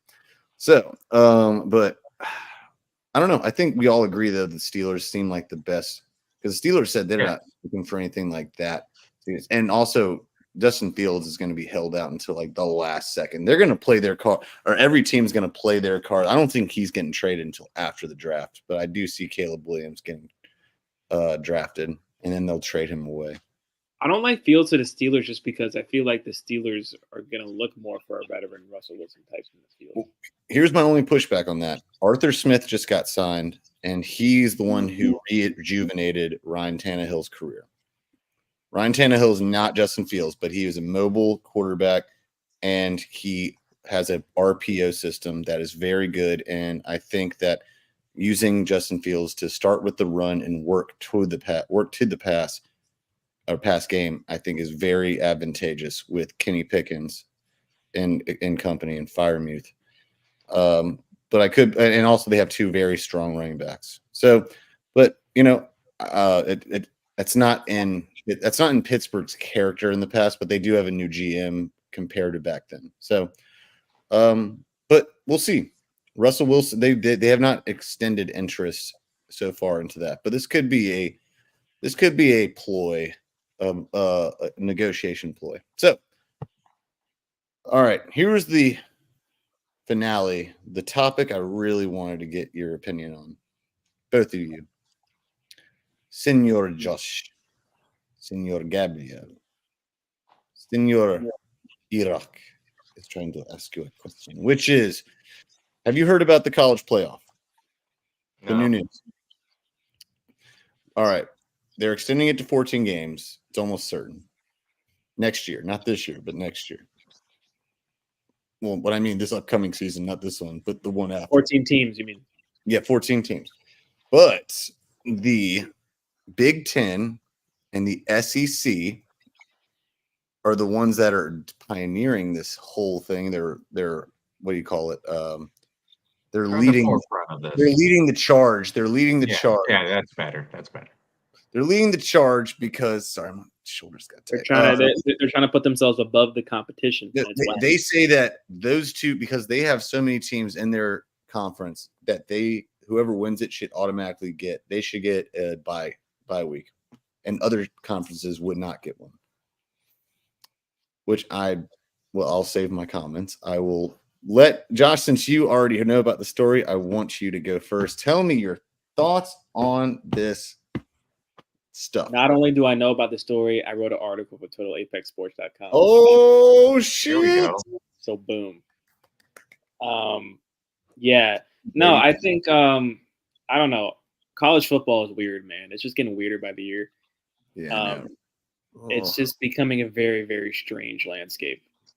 Just when the whole Pac-12 thing happened, I started getting very concerned, and now this is even worse. I think the Big Ten and the SEC are getting really power hungry. It's one thing to eat up the conference and take teams. It's another thing to try to put yourself above everyone else and giving yourself automatic buys. I think it's ridiculous. The whole point of college sports is that it's all these conferences and it's supposed to be a relatively even playing field, even though obviously recruiting makes it not even. But you can't just give yourself buys just because it's like being a billionaire. You're just like giving yourself the pat because you're rich. And it's like, no, like, come on. I mean, just because you have more resources means you're being elitist now. I mean, come on. I mean, we had TCU make the final a couple of years ago. Stuff happens. Just let it be natural, you know? And most likely Big Ten and SEC will dominate anyway, but don't give yourself automatic buys. It's obnoxious. Keep preaching. Keep preaching. Keep preaching. I love it. No, I love it. I'm being serious. Keep preaching. No, yeah, no, but no, I think expanding was fine. I like the 12 team format. I think expanding past that and giving the Big Ten and SEC buys, I think is too much. I think let the 12 team marinate for a bit. We just had an expansion. Why do we need like a second expansion right after the first expansion? It's just crazy. 4 to 12 is already a big jump. Let's just keep it at that for like 3 years. See how it goes. Oh, I just want to push back on what Josh just said, though. No, please, You you know, go next. I want you to go next. yeah. You know, in terms of where we're expanding from the 12-team playoff. We haven't even seen a single game where we've seen the 12-game playoff. We haven't even had that talking to fruition. And of course, naturally, what we have to do right away is expand it. Like I don't get it one iota. And I know that's what you didn't say, Josh. I'm just playing a bit, but I've been very consistent on this. I don't believe in automatic bids, and I for sure as hell don't think Big Ten or the SEC should get these prime positions just because they're in those two conferences. The most deserving teams each year in a vacuum should go 1, 2, 3, 4, 5, 6, 7, all the way through 12. That's how it should be. If it happens to be 12 SEC teams, then so be it. But you can't just give automatic bids each year just because, oh, well, we're the SEC. Oh, we're the Big Ten. No. And exactly what Josh said. TCU was deserving of a top 4 spot that year. This year, FSU, they would have 100% been deserving of a 12 spot this year, regardless of who the starting quarterback is or not. Yeah. So just the fact that, of course, I can't wait for next week when it's like breaking news. We are now also going to be looking into expanding to 16 teams. No, it should be 12, point blank, period. I just can't believe they said this right after the 12 team expansion happened. It's ridiculous. Not even a week.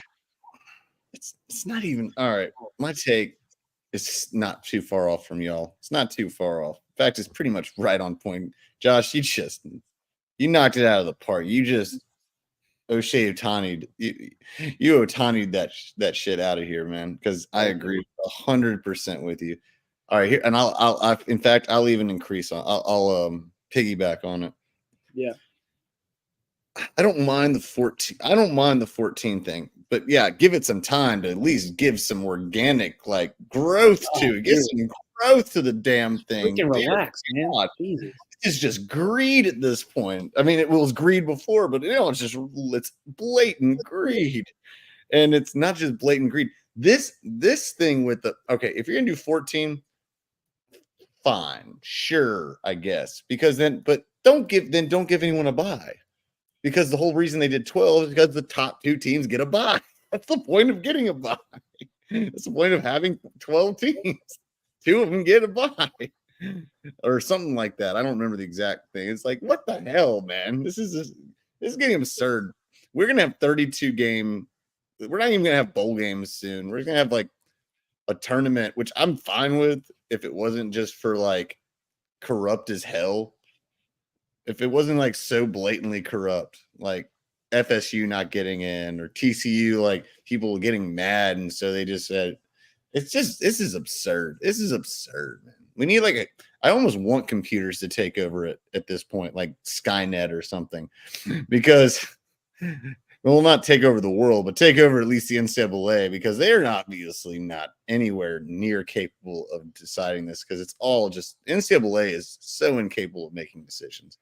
Like, oh my God, it's not cogent. It's not smart.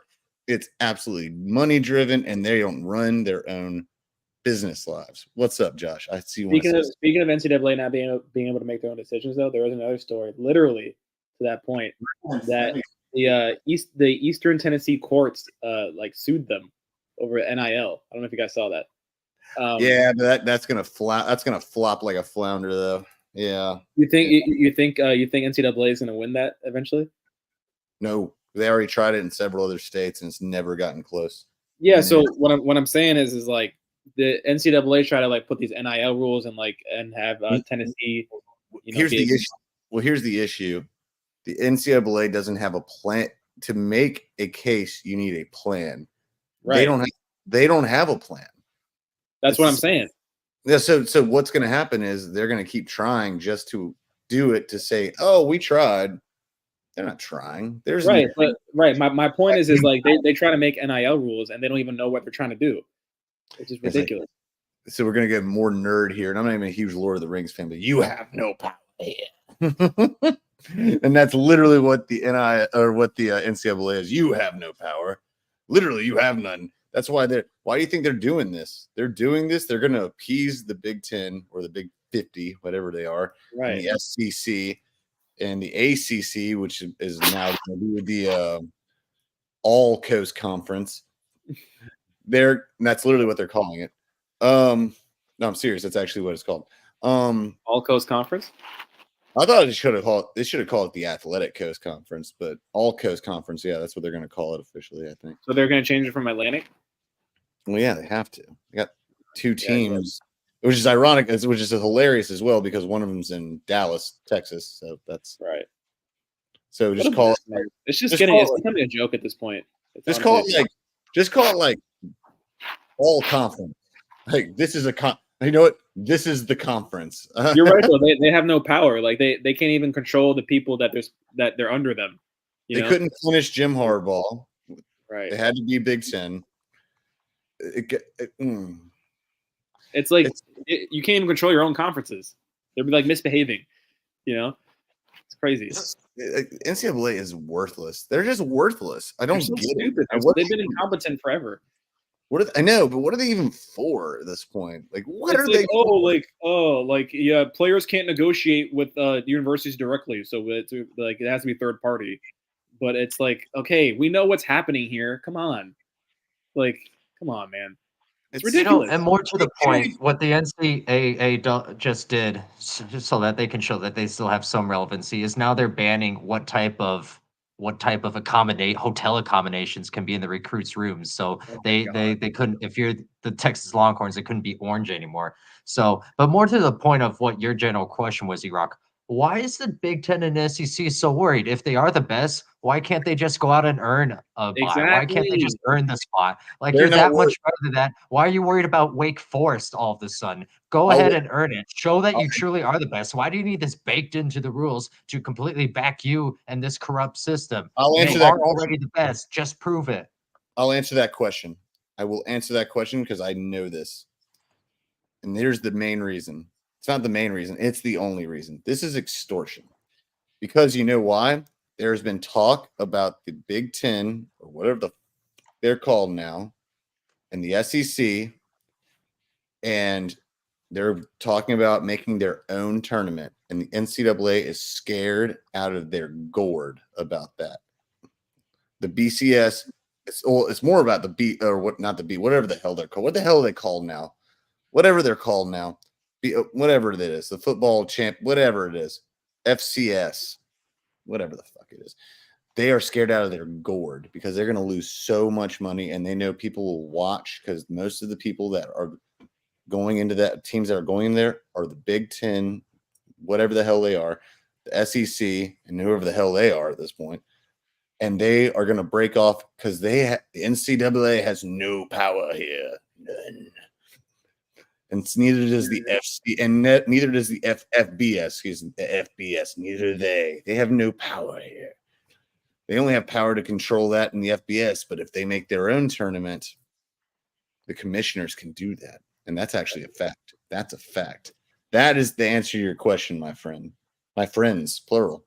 That is actually exactly the truth. I read about this and I looked into it. That is an absolute fact. No chance. Oh God, it is so fucked up. It is ridiculous. The whole situation is broken. Like it's a freaking like a Picasso. It's like a Picasso painting. It's got an arm coming out of a head and a bat coming out of a leg, and it's all fucked up, man. And no one has any kind of say except for the commissioners, and they don't care because they only care about money. They just want to make money. It's greedy as hell. It's terrible. It's terrible. No, it's actually very concerning for the future of the sport. I think the sport is shattering at this point. I think it's shattering. I've made this case, and there's no way to enforce it. I just said, you know what? If I had my druthers about it, I'd make it like the NBA and the NFL. Well, the NBA, I guess, in a way. Cut it down the middle. Make 2 conferences, the East and the West. Fuck it. I agree. Honestly, yeah, this whole current system is not working anymore. I think it used to work before the playoff system started. But now that it's getting all crazy, and the Pac-12 got disbanded, I think you got to group everyone into 2, like Eric just said. It doesn't really work anymore with the old conference system because it's like these 2 conferences are just going to keep cannibalizing everything. So you might as well just put them all together. Might as well. We have to lose. Right. It's not going to be any worse than it is now. At least. Actually, correction. I have an answer to that question too. You know what we have to lose? There's no one to enforce doing it. And secondly, it doesn't make as much money because we have to get the colleges that have the most money to do it. They have the most influx of money for merchandising, for boosters, et cetera, et cetera. Why do you think SMU didn't? Do you guys realize? You remember this when the 3 new teams that went into the whatever we are now, the ACC. I'll call them the ACC for now. Cal, Stanford, SMU. SMU has oil money.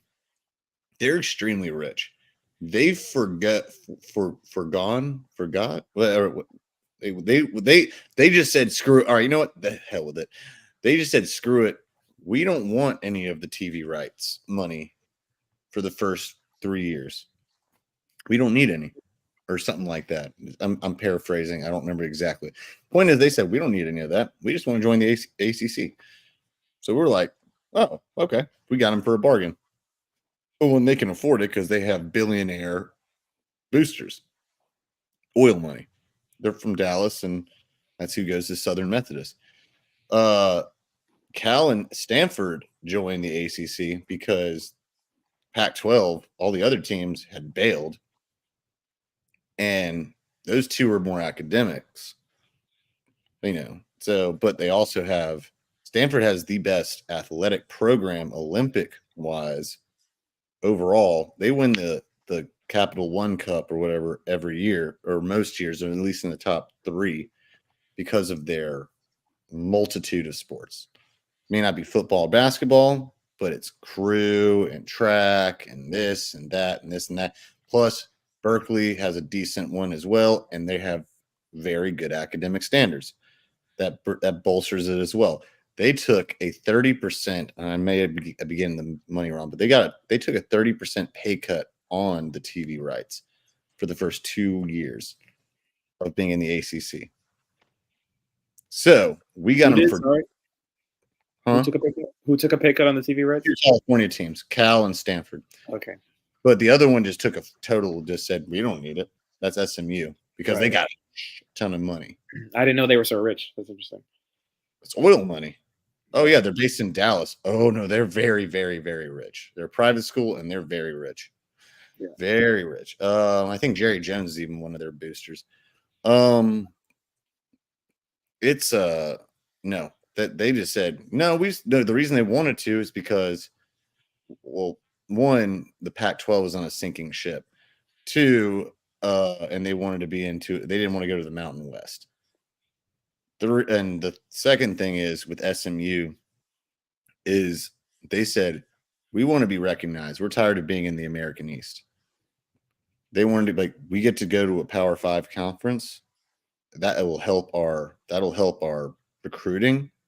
It's all greed. It's very strategic. It's very strategic. No, of course. And then their boosters can recruit. They can get them out of Texas. They can get them out of Florida. They can start stealing. They can start cherry picking from Florida teams. They can start cherry picking from the Southeast Conference. It's going to be, they can start, and the ACC is like, we're trying to survive because, and the reason the ACC agreed to this is because Clemson and Florida State and, ironically, North Carolina were 3 teams that were considering very strongly leaving the ACC. Even North Carolina, of all things, and they were not going to lose North Carolina. I'm not being vain. I'm just being serious. They're like, because if they lose that, no one gives a rat's ass about the ACC. No one gives a rat's ass about us, UNC not being in the ACC if we're not playing Duke. We're not playing Duke. It's not the same thing. We're not playing, and that's why when it came down to the vote, and those 3 teams still voted no, we don't want these teams in here. And the only swing vote that was left was NC State. And I said this to my brother, who's he's an alumni at UNC. He's an avid UNC fan, but he's also an old head and he doesn't understand how the world works sometimes. I told him, I said, you bet your ass NC State's going to flip that vote. You bet your ass it's happening. He's like, no, it's not going to. Like, I'm like, because if they lose us, there's no relevance for NC State. And what happened next week? NC State flipped their vote on the next vote, and that voted everyone in. So it appeased everyone. It got the money up. It got all this up, and plus, it's a private school. It's a public school that's got a lot of money, and it's another private school. Look at all the money that's gotten involved, and he got it for a discount. That's how it works. That's the way the world works, America. There you go. I didn't realize I could give an economics class, and I suck at money. I just didn't have to give. That was impressive. That was a good. I didn't actually have to. I didn't have to give even numbers. I feel impressed with myself at the moment. But that actually is the truth. Everything I just said is a true story. You can fact check it, America and the world. Gabe, Josh, that is absolutely how it all happened. That's the number of greed. That is how it happens. Yeah, no, it just goes to show. It's just. All these schools care about is TV rights, money, profit, and clout. So you're not wrong. It's going to be the downfall of the integrity of the sport.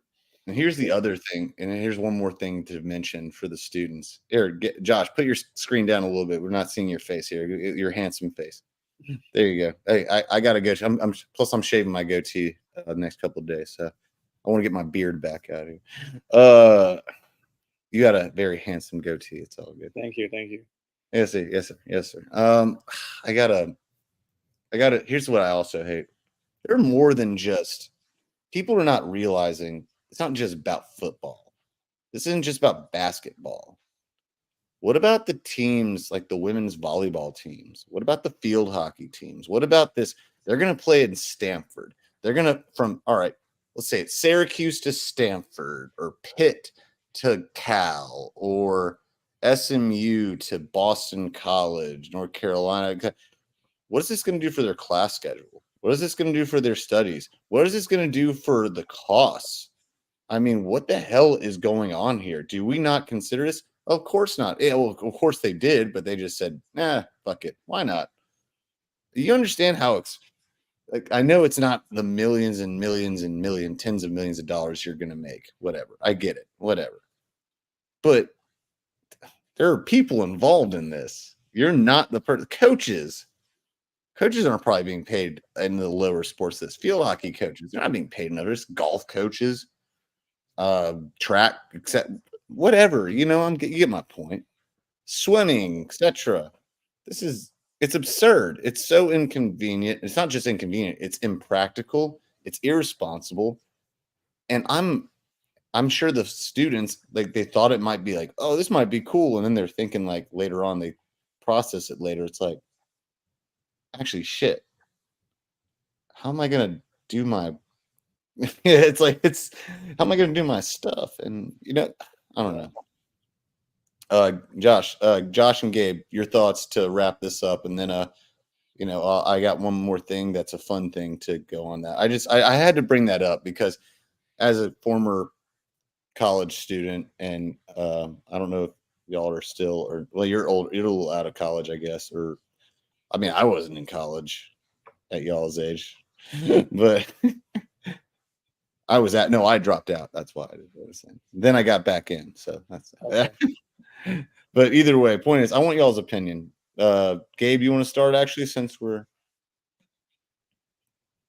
I mean, yeah, I think the class schedule part of is maybe a little overblown, simply because when you're in season, regardless, it's a beast, whether or not you have to miss that extra half day or not. But students and advisors are usually pretty good about making up the work. So, and you have to, because it's not like the old days where you could take basket weaving and fail 5 classes. So in terms of that, I'm not too worried about it. But in terms just in terms of like there were some really great rivalries in the non-dominant sports that are being broken apart because of all this. So take UCLA softball and that Pac-12 group right there, and then Rutgers. How many great rivalries are there within schools? And now, what if they had all of a sudden go to the Mountain West area for whatever reason? Like, imagine what that would do for that, just the school camaraderie and history. So that's more so what I'm worried about. By the way, let me ask a quick question. Is basket weaving a real thing? Was that like an actual course? I'm just being playful now at this point. Is Yeah, that yeah, real? I think I minored in it. Did you really? Oh, Mhm. okay, nice. Did you become good? Well, no, it was my minor. Oh, fair enough. Fair enough. Okay. Well, I understand then. Thank you for answering, sir. I appreciate it. Yeah, and I appreciate your honesty. That's very, very nice of you. Sir, Mr. Valdez. Yeah.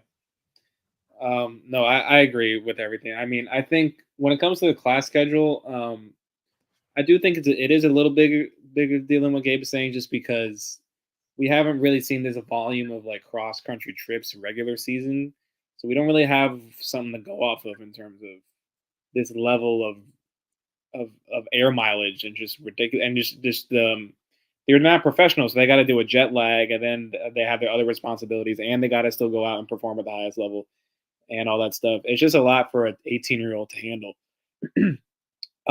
So I think what a lot of these people that are running the operation here aren't realizing is this is going to affect the kids and their performance, and without that, you don't have anything.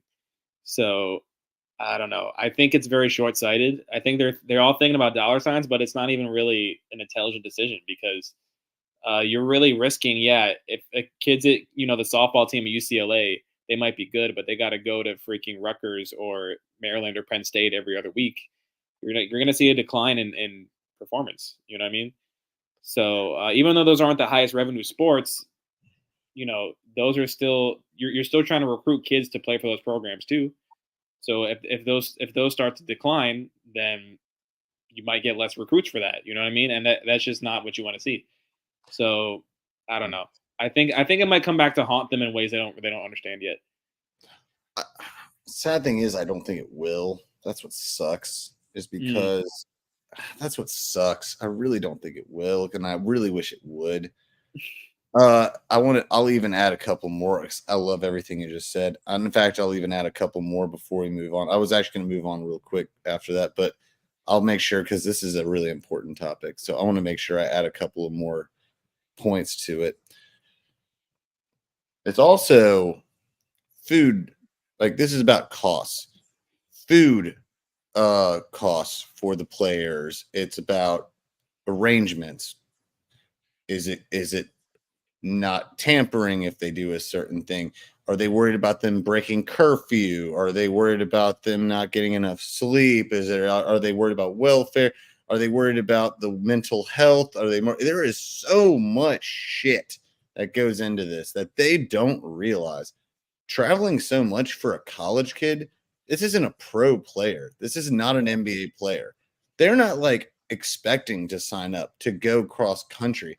And I'm so glad you brought up the big whatever the hell it is now, because they're all over the fucking country Right. and they're going far.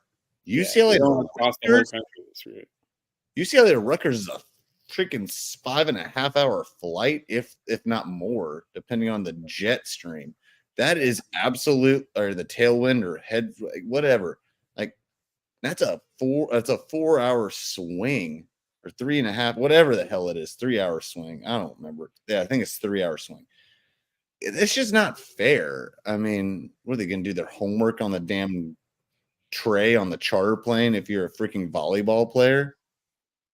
I mean, I know Gabe said that. I'm like, it's not as easy as just advisors working with them unless they're just going to do it like via online. That's bullshit. And I fucking hate it for them. These lady volleyball players, these lady basketball players even. I know that lady basketball players are picking up steam right now because they should, and I really want them to. But swimmers, track stars, cross country, field hockey. I mean, I can keep going on. Lacrosse. Well, actually, lacrosse usually they're a little bit more wealthy, so I'm not speaking as a former lacrosse player. But golf is the same way. But either way, point is, I just feel for all of these lady, especially women sports and the lesser known men's sports. I hate it. I really freaking hate it. That's my rant of the night. Who the hell just said that? Vin. Vincent, the only thing overtime about you is the fact that you're ugly. Okay, so we're not paying overtime for your ugliness. You know what? We're talking about important stuff here. If you were here, maybe you would be able to plug in some stuff. I'm talking good stuff like my man right here on my shirt. Puck. Me against the world, baby. But this is important stuff. I'm glad we got to go, and I'm glad we got to this because both you and Gabe have made incredible points. I'm sorry. I'm passionate about this. Me too. No, seriously. I've seen so many people go into bankruptcy, go into debt, they just can't get out of it. And how is this going to help? How is this going to help? No. You don't get to say that shit. He rocks debt. You ain't my pops. Get out of here.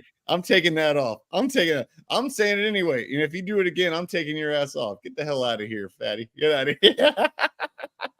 Damn. I got it. No, he loves me too. He'll call me a name. It's all good. You're not fat, by the way. You're just big boned. But we do have the same haircut. We do have the same hairstyles. Vin, you can jump in here if you want to. I don't give a rat's ass. Jump in. I don't care. I ain't afraid. I ain't afraid of you, bro. No. What do you think? It's way too late for me. Give me your opinion. Oh, I don't know what you were talking about. I just saw you guys were still on. What the hell? After all that, all right, fine. Give me a quick one because a quick wrap on this because we're talking about and we've been passionate about this, and I still am. That's why it's gone a little longer. We're talking about the new conference shifting. It shifted from what we were talking about with the conference shifting to how it affects the students of the shifting. And E-Rock's dad, you wish you were. I'm about to change mine too. But we were talking about, on all seriousness, we're talking about like traveling cross country. It has to do so much with the students, how it goes with their school, how it goes with the cost of their food, the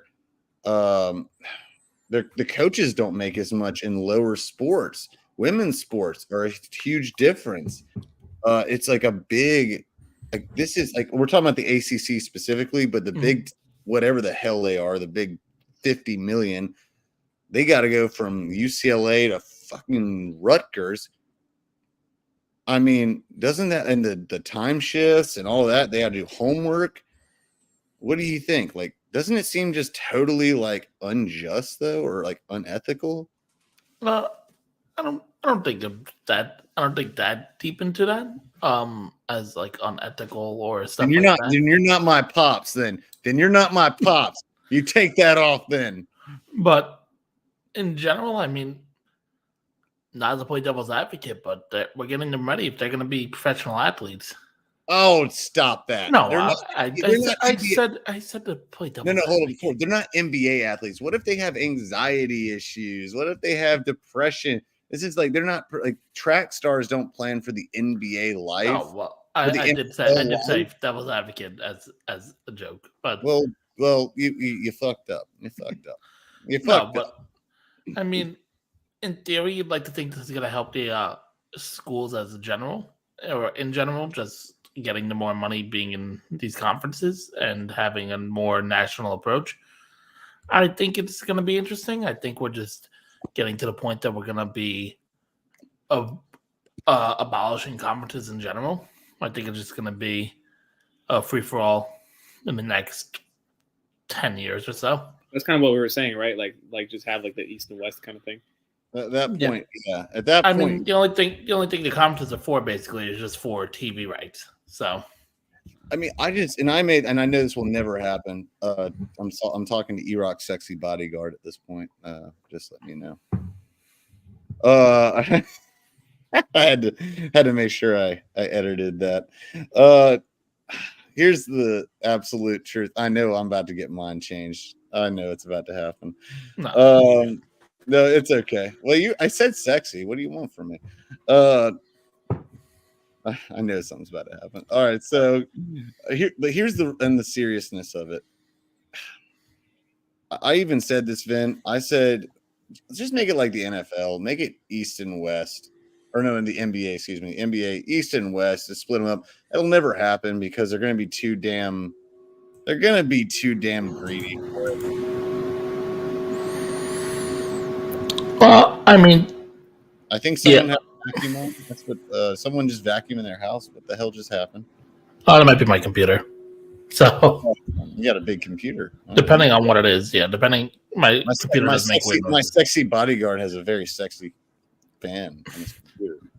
All right, but I think it's actually but women's sports I feel like are actually going to suffer from this because the funding is so low. I mean, yes, I think that there is going to be a hit, but I mean, to look at it the other way, we're going to get more exposure for some of these athletes. They're going to get bigger. They're going to get bigger NIL deals as a result because they're going to be a more national name. Well, to be fair, it's never worked out for women's sports when more exposure was happening. So let's go ahead and point that out. Well, I mean, look at what the women's college basketball game is. Kidding. That was only half kidding, by the way. No, I know, but I'm saying, look at how the women's college basketball games have gone. I believe Fox put out a graphic today saying that's because of the stars. That's because of the stars, like Caitlin. Well, how do you develop stars? You gotta being good and being from the ground up. Being good, it's not sex appeal, it's skill. That's the thing. That's what makes it. That's what makes it strong. That's my point. It's what makes it strong. I feel like we're taking steps backward. I don't know. Maybe that's just me. I don't know. Well, I don't know. I mean, you're entitled. I mean, I'm not saying you're. I know you're playing devil's advocate, but I think I really tend to lean with Mr. Valdez on this. I think me and him are on the same page on this. I just think it's just really detrimental to education, which is ironic coming from me. Because I was never. I think you're undervaluing. Like, everyone knows going in what it's like, and already the schedule is a monster in season. So I really think you're undervaluing how much behind the scenes work is done between teams and between the counselors, and the athletes actually do better in school during the season when everything's hectic. It's when they have to take their foot off the gas a little bit and they're off season that the grades actually suffer. So I really think that you're kind of overplaying this. Plus, how often, even if you're UCLA, for example, you're not going to the East Coast as often as you think because you first of all have home games, and then you still have a couple of non-conference games, probably a little closer, and you still have nice 3 other schools within your conference that are within your same time zone. So I think you're overblowing that aspect a bit, in my opinion. But more exposure, more chance to see these players on the national stage throughout the country, I think can only help. Josh, would you like to respond to that? Obviously, it's one of those things that it's hard to say when you're not on the inside when it comes to how does it affect the schoolwork and yada. I mean, I do think that I understand Vin and Gabe's point with the exposure aspect, but I'm kind of still with Eric on this. I don't think that, for example, the women's college game is going to be helped by going cross country and stuff. I think it's helped by the stars. So yes, the stars will get exposure to go to the other coast or whatever, but they don't really need that if they're nice enough. It doesn't really matter about playing across the country. It just matters about being good and being on the highest level, the highest stage. So I think I do think the expansion and the conferences having both coasts in it will do more harm than good. Just because I don't know how much the whole expansion in terms of the whole like, oh, there's more exposure. I don't know how much that's really going to help. I don't know how much more exposure do they really need for the athletes in terms of like, oh, they get to go to different regions. How much does that really help them in the long run? You know what I mean? I don't know. And let me I'll get this, and I want to get y'all's response, and then I want to move on to the wrapping this sucker up but it's just been a great debate, by the way. This has been a very healthy and very informative debate. But let me pose this, postulate this to you. Taking everything off of this where we are, I heard one of y'all say, I think it was Vinny over here. He talked about, well, actually both of y'all talked about exposure, but he said like, or no, it was Gabe, I'm sorry, you said this. Are they used? Maybe it wasn't. I don't know. Either way, someone will correct me. It's like they're used to it already when they're talking about they go into it knowing travel. Yeah. All right. But that's regional though. Or that was. It used to be regional. That was it was self-determined when they signed their letters of intent. I think that with it ever so changing, it becomes like, okay, whoa, what the fuck did I sign up for? At that point, I mean, if it's that no, big, hold on. I'm saying if it's that big of a problem for athletes, this didn't happen 2 months ago. This has been in the works for a couple of years. No, I'm not. Well, let me finish. Let me finish real quick. At E-Rock Sexy Bodyguard, let me finish. I know it's not like that, and I know there's the transfer portal, but it's just everything. The ground is shaking, not just this year or last year, but next year, or maybe half of this year, like 6 months from now. Things are constantly changing, so you don't know what to expect. But it's not, if you're a college football player or basketball player, it's a totally different thing. Maybe even college baseball player. I feel like, yes, it's like, oh, well, no, it's like, it's if you're not in a very highly funded program, you're in a mid-major program or something like that, it changes. I feel like it's not fair to their family who wants to see them or them. There's so many factors at work. Like they want to come visit them, they want to go there. There's so many factors at work. I'll let y'all have the finishing touches on this subject. Well, if you're discussing mid majors, I mean, this isn't happening to the mid major teams. Well, not mid-major. Fine, the lower of the upper. Fine, the lower of the upper class, like the Northwesterns, the Mississippi States of football who suck ass this year. Fine, or the USFs or something. You got okay, fine, not mid-majors. Fine, then you got American. Fine, the Atlantic 10. Athletic. Yeah. Yeah, I mean, in terms of your family wants to watch you play, I mean, I hate to sound like a dick, but hey, you kind of signed up for this. If you don't want to be there and you don't want to half the games are still home games, right? Or no? Yeah, I mean, the way the schedule is going to wind up, I haven't looked. I'm going to admit I haven't looked at the schedule, so I don't know exactly how these sports are lined up. I'm assuming there's going to be one big portion where they travel to the other coast and play a majority of the games, like how MLB does it with their East-West Coast trips. I think that obviously half the season you're home. Some of these sports you already have hosted tournaments where they're not in this place that they're used to. So I don't see it as a major issue, if I'm being honest. Gabe, what you got?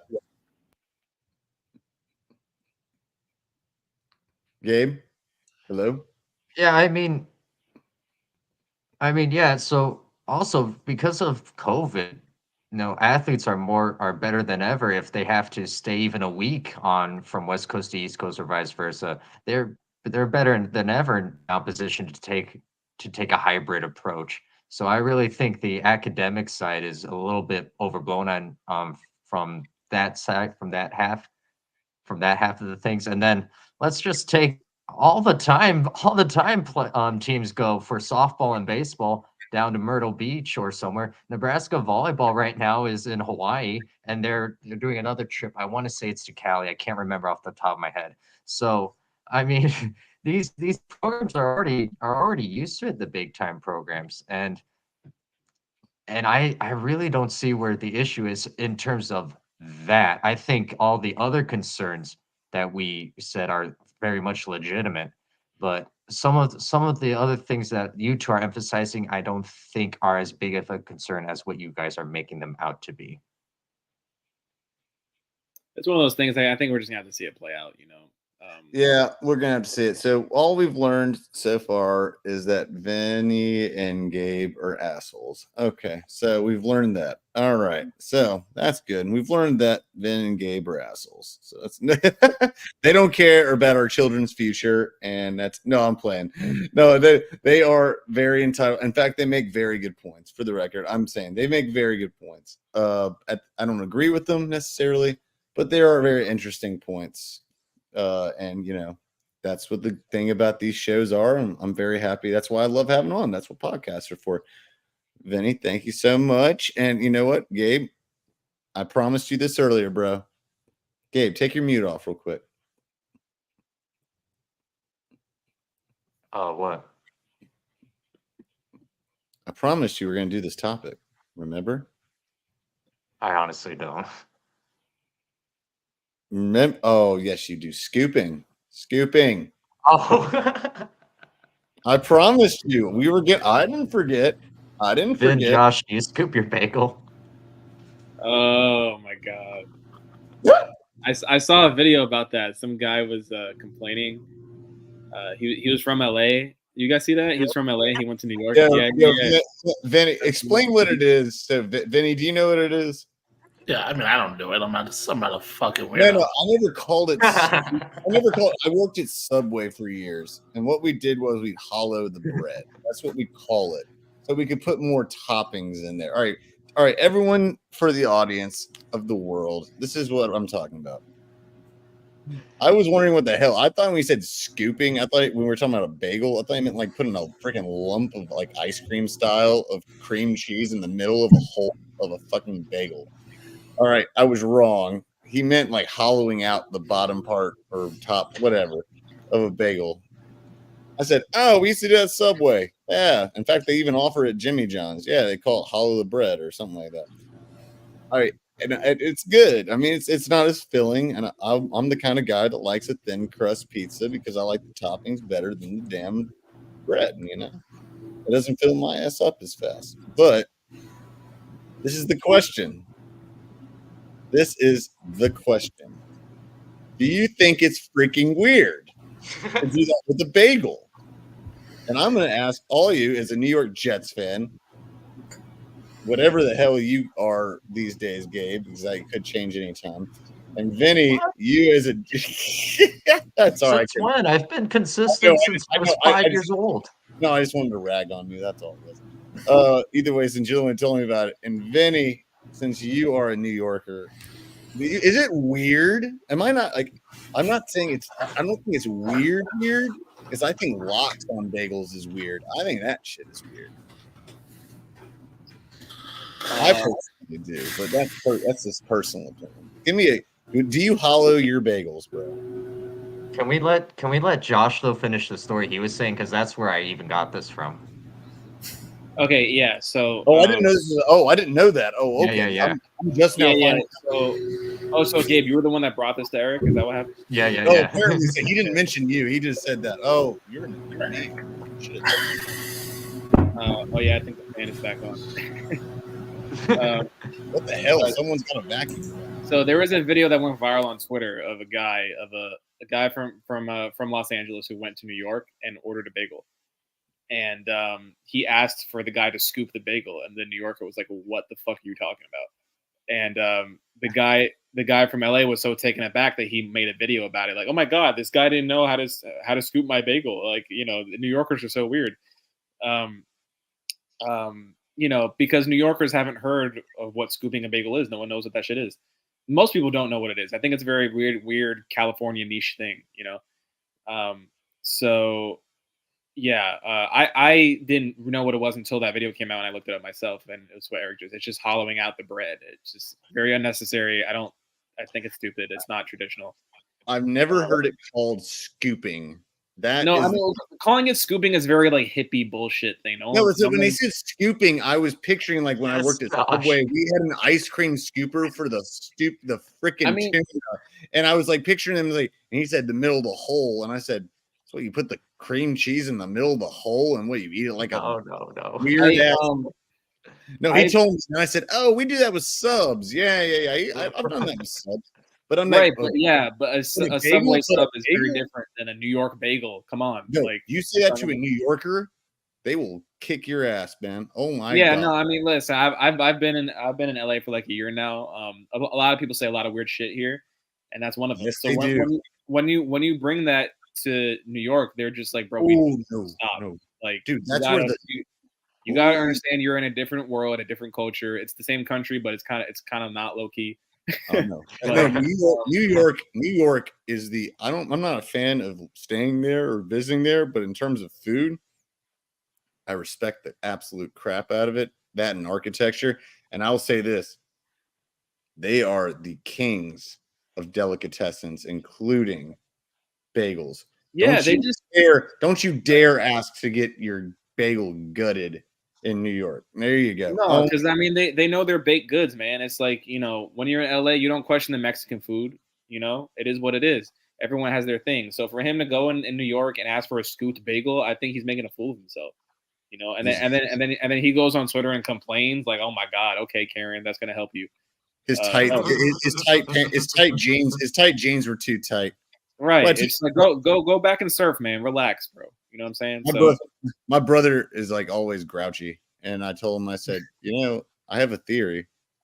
It's because you always say that I'm too like chill, and I said you're always so grouchy because you wear tight jeans. Your balls are trapped too tight to your body. And I said, if your nuts weren't so trapped so tight, if they were to like, if I was mine were like that, I'd be grouchy too. That's why I wear loose pants. I mean, I'm just telling you, like, let yourself free, man. He's like, you're tripping. I was like, you're crazy. I'm like, okay, that's why you're grouchy again. See, you're grouchy. I'm chilling. See, see, look what happened. See, look at Vin. Vin's a chill guy. Vin wears loose pants. I guarantee it. He's wearing sweats. Oh, I wear loose pants because I'm fat, so I can't fit in tight pants. Hey, don't give away the secret. Don't give away the secret. Get the sauce away, man. We're not telling them elastic is a secret. Don't tell them. All right. So Josh is right. Josh, you don't like it, right? You're not with it. I think it's stupid. I'll give away my secret. I did say this to Gabe earlier. I actually don't eat the bagel as a whole. I when they do it, I spread it on both sides and I eat them separately, both sides. But I do not gut them. Because because when you squeeze them together, you worry about the smear coming out. You know what I'm saying? Right. But that's not that weird though, right? No, it's fine. No, I spread them just so I could have double the bagel. That's awesome. Just like Shaq's whole thing about filling his. He busted me. That's the other reason too. That's the other reason. Just like Shaquille O'Neal's whole reasoning about filling up his car with half tank. That's exactly what I am with the bagel. He busted me. He's actually right. That's the other. Ben, I love you. Thank you for bailing me out. That's the other reason. It's like I feel like I'm getting double the bagel. I can get another packet for you. That's so funny. I was hoping someone would say it. Thank God. Economics. It's mind games. That's what it is. It's mind games. Oh my God. All right, guys. We've run a nice course tonight of bagels. And actually, we've run a really nice course of great and a mush bouche. And thank you all, by the way, Gabe, Josh, thank you so much for help covering for me while I still haven't found my phone, but maybe I'll find. But you know what? I've done everything I've done. I've done everything I can do. Luckily, have you put out missing posters? well, here's the. I did. Oh, so not Have you everything. seen this phone? Actually, I do have. If found, please call. I do have an Obama phone in my room. I keep forgetting about that. I do have an Obama phone in my room. I'm gonna go grab that. Actually, An What am I Obama phone. that's what they call it. They call it burner phones. They used to call them No, Obama. it's the Obama phones. That's Yeah, funny. they call them. I got a flip phone in my room. It's probably like a Nokia or something. But it's. I was like, wait, I always forget about that thing. Hey, I like flip phones. They're cool. I just don't have all the games I want. They maybe have Snake on it. Then might only Good game. It's a It's a fine great game. Tetris, maybe I don't know. There you go. Point is, I love Tetris. Don't get it twisted. Hey, but Total Apex Sports, all platforms, follow, including writing. We have mentioned it tonight. Gabe Vin is a OG, and Josh, who actually referenced his this evening, 2-1. about a very, very good topic, and I'm actually looking forward to reading it. I haven't read it yet, but I'm very much looking. Come on, forward. man. You gotta check it out. Come on, bro. Come on. Come on, man. Wait, where do you see that again? I forget, D-Rock. Come on, dog. TotalApexSports.com. Oh, I mean, okay. come on, dog. Let's do it. What's the article? I didn't hear it. It's on YouPorn, and it's about Oh, Eric. what is it? Tell everyone. No, it's about it was basically my thoughts on the new college football playoff format going on. So Wait, yeah. what was it called? Do you remember? But it sounds very intriguing, though. I'm actually, and I'm serious. You know what? Give me a second and I'll look it up for you. Give me a second. All right, you do that. While you're doing that, I'll wrap this up, and you can show that before we finish up. Okay, wrap it up like prom night in this. All right. I'm at we got at Big Ten Gabriel. Hello. We got at Talk Vin Talk. He's also E-Rock Sexy Bodyguard, if you haven't checked yet. We got at Josh Valdez. 100. Not 100, 100.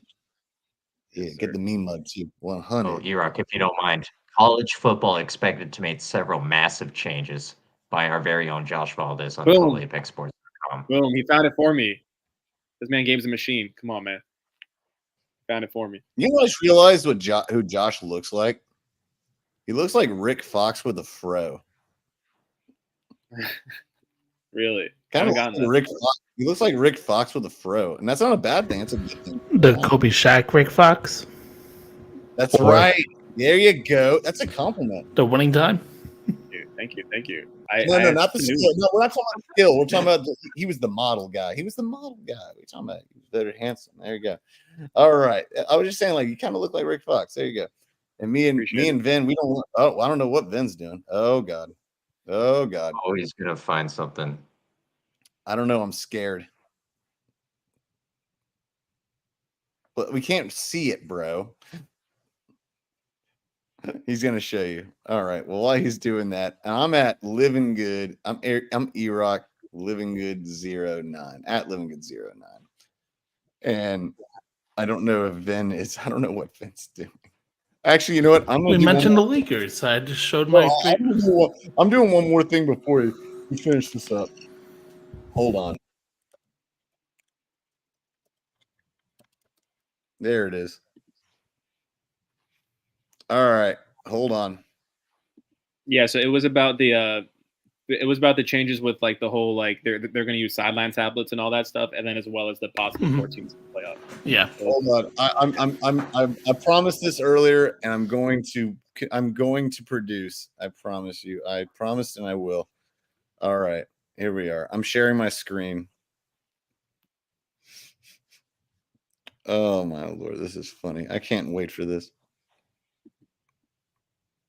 Yep, there it is.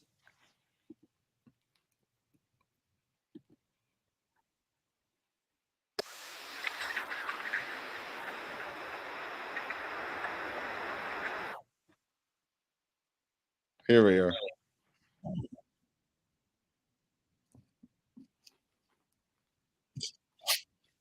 Oh, Patino.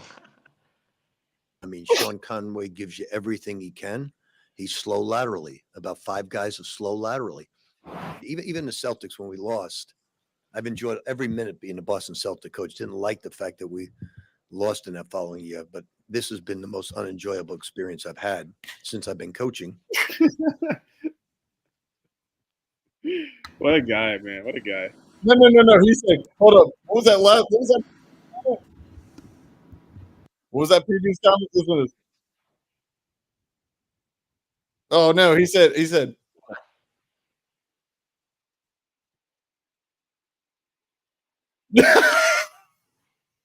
Only you heard it, my guy. I did. What do you He said, no, he said, do you have any respect? This is the least enjoyable experience I've ever had coaching. Do you have any regrets of taking this job? No, not at all. That's on brand. That's 100% on brand for him. I mean, it never gets old. It never gets old. I see them making a deep run in the tournament in the NIT. I hate my team. I was gonna say, whoa. I hate my team. I hate my team. They're unathletic. They suck. I fucking hate them. Do you regret taking this team?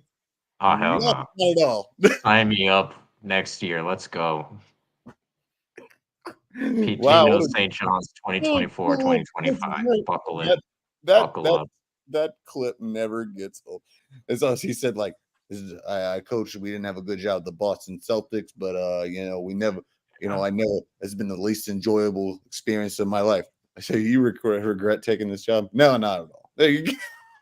Yeah. Who doesn't scoop their bagels? That man. That man does not. He refuses to scoop his bagels. Oh, he's gonna scoop their bagels. That's for damn sure. He's scooping his own bagels. All right. We're gonna get ties because of this. No, we're getting out of here. I don't care. All right. So that was funny. Very long show. I made a promise. Thanks. I made a promise. I had to fulfill it. This was a great show. This was a fun show, a great show. We actually had a lot of viewers. Hey, shout out to everyone that watched. We got 23 viewers. We've had people going off and on, but it's really actually grown. It's risen. And Vin, I think you're the main reason. Shout out Vin. You showed them your sexy physique when you were walking over to grab that magazine. Grab this book. Yeah. You showed your really handsome physique. I won't go that far, but I'll take it. Eric's always like giving us good compliments for our appearance. I appreciate that empowerment. You should feel great about that because I say it how it is. Yeah. Say it how it is. Yeah, y'all need to tell me how it is, and that's okay. All right, guys. So at Living at 09, at Big Ten Gabriel, at Talk Vin Talk, at Josh Valdez 100. And speaking of, I'm blocking it again. Sorry, I unshared it, and look what happened. All right.